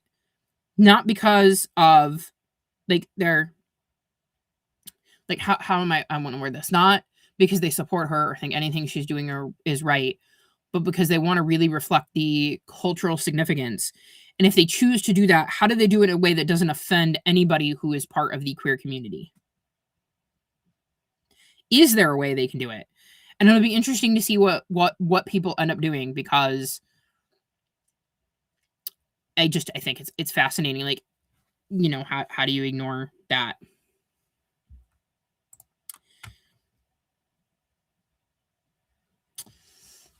I mean, Bye Bye Bye, but by NSYNC came out 26 years ago. I can see why people consider 80s music oldies when that came out in 2000. Because I absolutely, in the 90s, considered the 70s oldies. Which means, in theory, anything from like 2005 back when I was a kid would have been considered oldies. You feel like you read a book recently that did that, but I can't remember exactly. I feel like I remember a book referencing it, but like very vaguely, but I could just be making that up in my head. It's possible. I think it has to happen, right? Like, at some point, the 90s is going to be a very popular time period to write historical fiction in. Maybe we'll be in our 70s, but like at some point, the 90s will be a popular. I mean, I get the feeling the time period we're living through now is also going to be very popular for unfortunate reasons. However, I can see the 90s because that entire generation is so nostalgic that it'll be interesting. Like, how do you handle that? Like, how do you navigate that?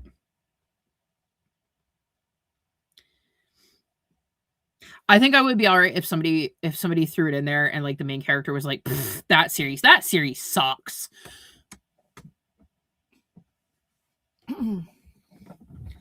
It would be very, very interesting because, like, also again, like I was saying earlier, I read. So when I was reading fanfic there towards the end, before everything happened, I was not reading anything that even resembled the main story. It was a lot of like Dumbledore and the Weasleys were evil and controlling, because it was like, why is Mrs. Weasley a muggle? They are acting like a muggle in a muggle train station, loudly talking about platform 9 3/4 and the train and all of that. Like, doesn't that feel a bit weird? How did Dumbledore never know about the abuses going on at the Dursleys? And so I like the ones that kind of turned them evil because they knew all of this and did nothing. And like, it pointed out some of the glaring inconsistencies. And then I started to get really into people who took those inconsistencies and ran with them and created, you know, brilliant ideas and stories from that. And also, I will forever and always say that Ron did not deserve Hermione. She should not have ended up with him. There's about 60 different characters in that book that I ship with her before I would put Ron in there. So that was bullshit.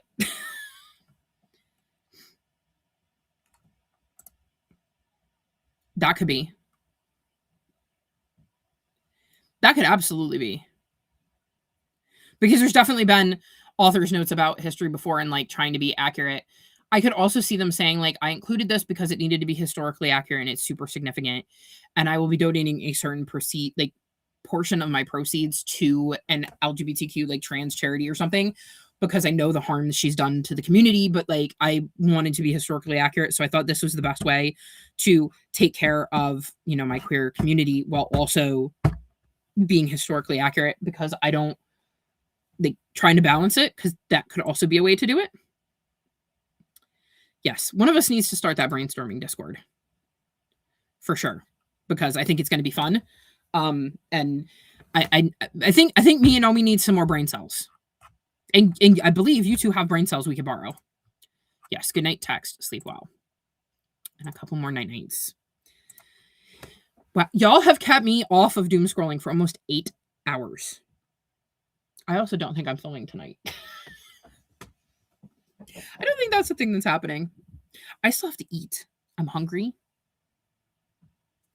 Normally I eat at like midnight. I don't know what I'm gonna eat. I was gonna have a brownie, but I don't think I should be eating one at 2 o'clock in the morning when I haven't had allergy meds in 12 hours. But yeah, it's fun. My little graphic. I love coming up with different ideas. And I think if nothing else, having just a couple more people to brainstorm with will help you know, fuel mine. Ooh. I joke that my cats have one single brain cell between them and they swap it around. You're out of brain cells. Can I borrow some? Something like that. You still need to eat that soup. You forgot food again. It happens. I forgot it tonight. I'm like sitting here going, oh, it's 2:14 in the morning and I still haven't eaten. And I definitely need to eat something else because all I've had today is 5 chicken nuggies, some french fries, a brownie, a cup of cocoa, and a shake. Which, given the amount of calories, like, maybe that is plenty of calories, but from the amount of calories I have been eating to now, that feels like a giant deficit. I just don't think I don't even know what I have here besides Corn Chex. Maybe I could eat some Corn Chex. I gotta drink a lot of water because the last time I ate Corn Chex, it dried my throat right out. I'm less snotty than I was because I ate it in the morning and that did not help because it was already like all my sinuses were draining. And yes, one of us needs who is creating the Discord? Which one of us is doing it? I don't want to all do it.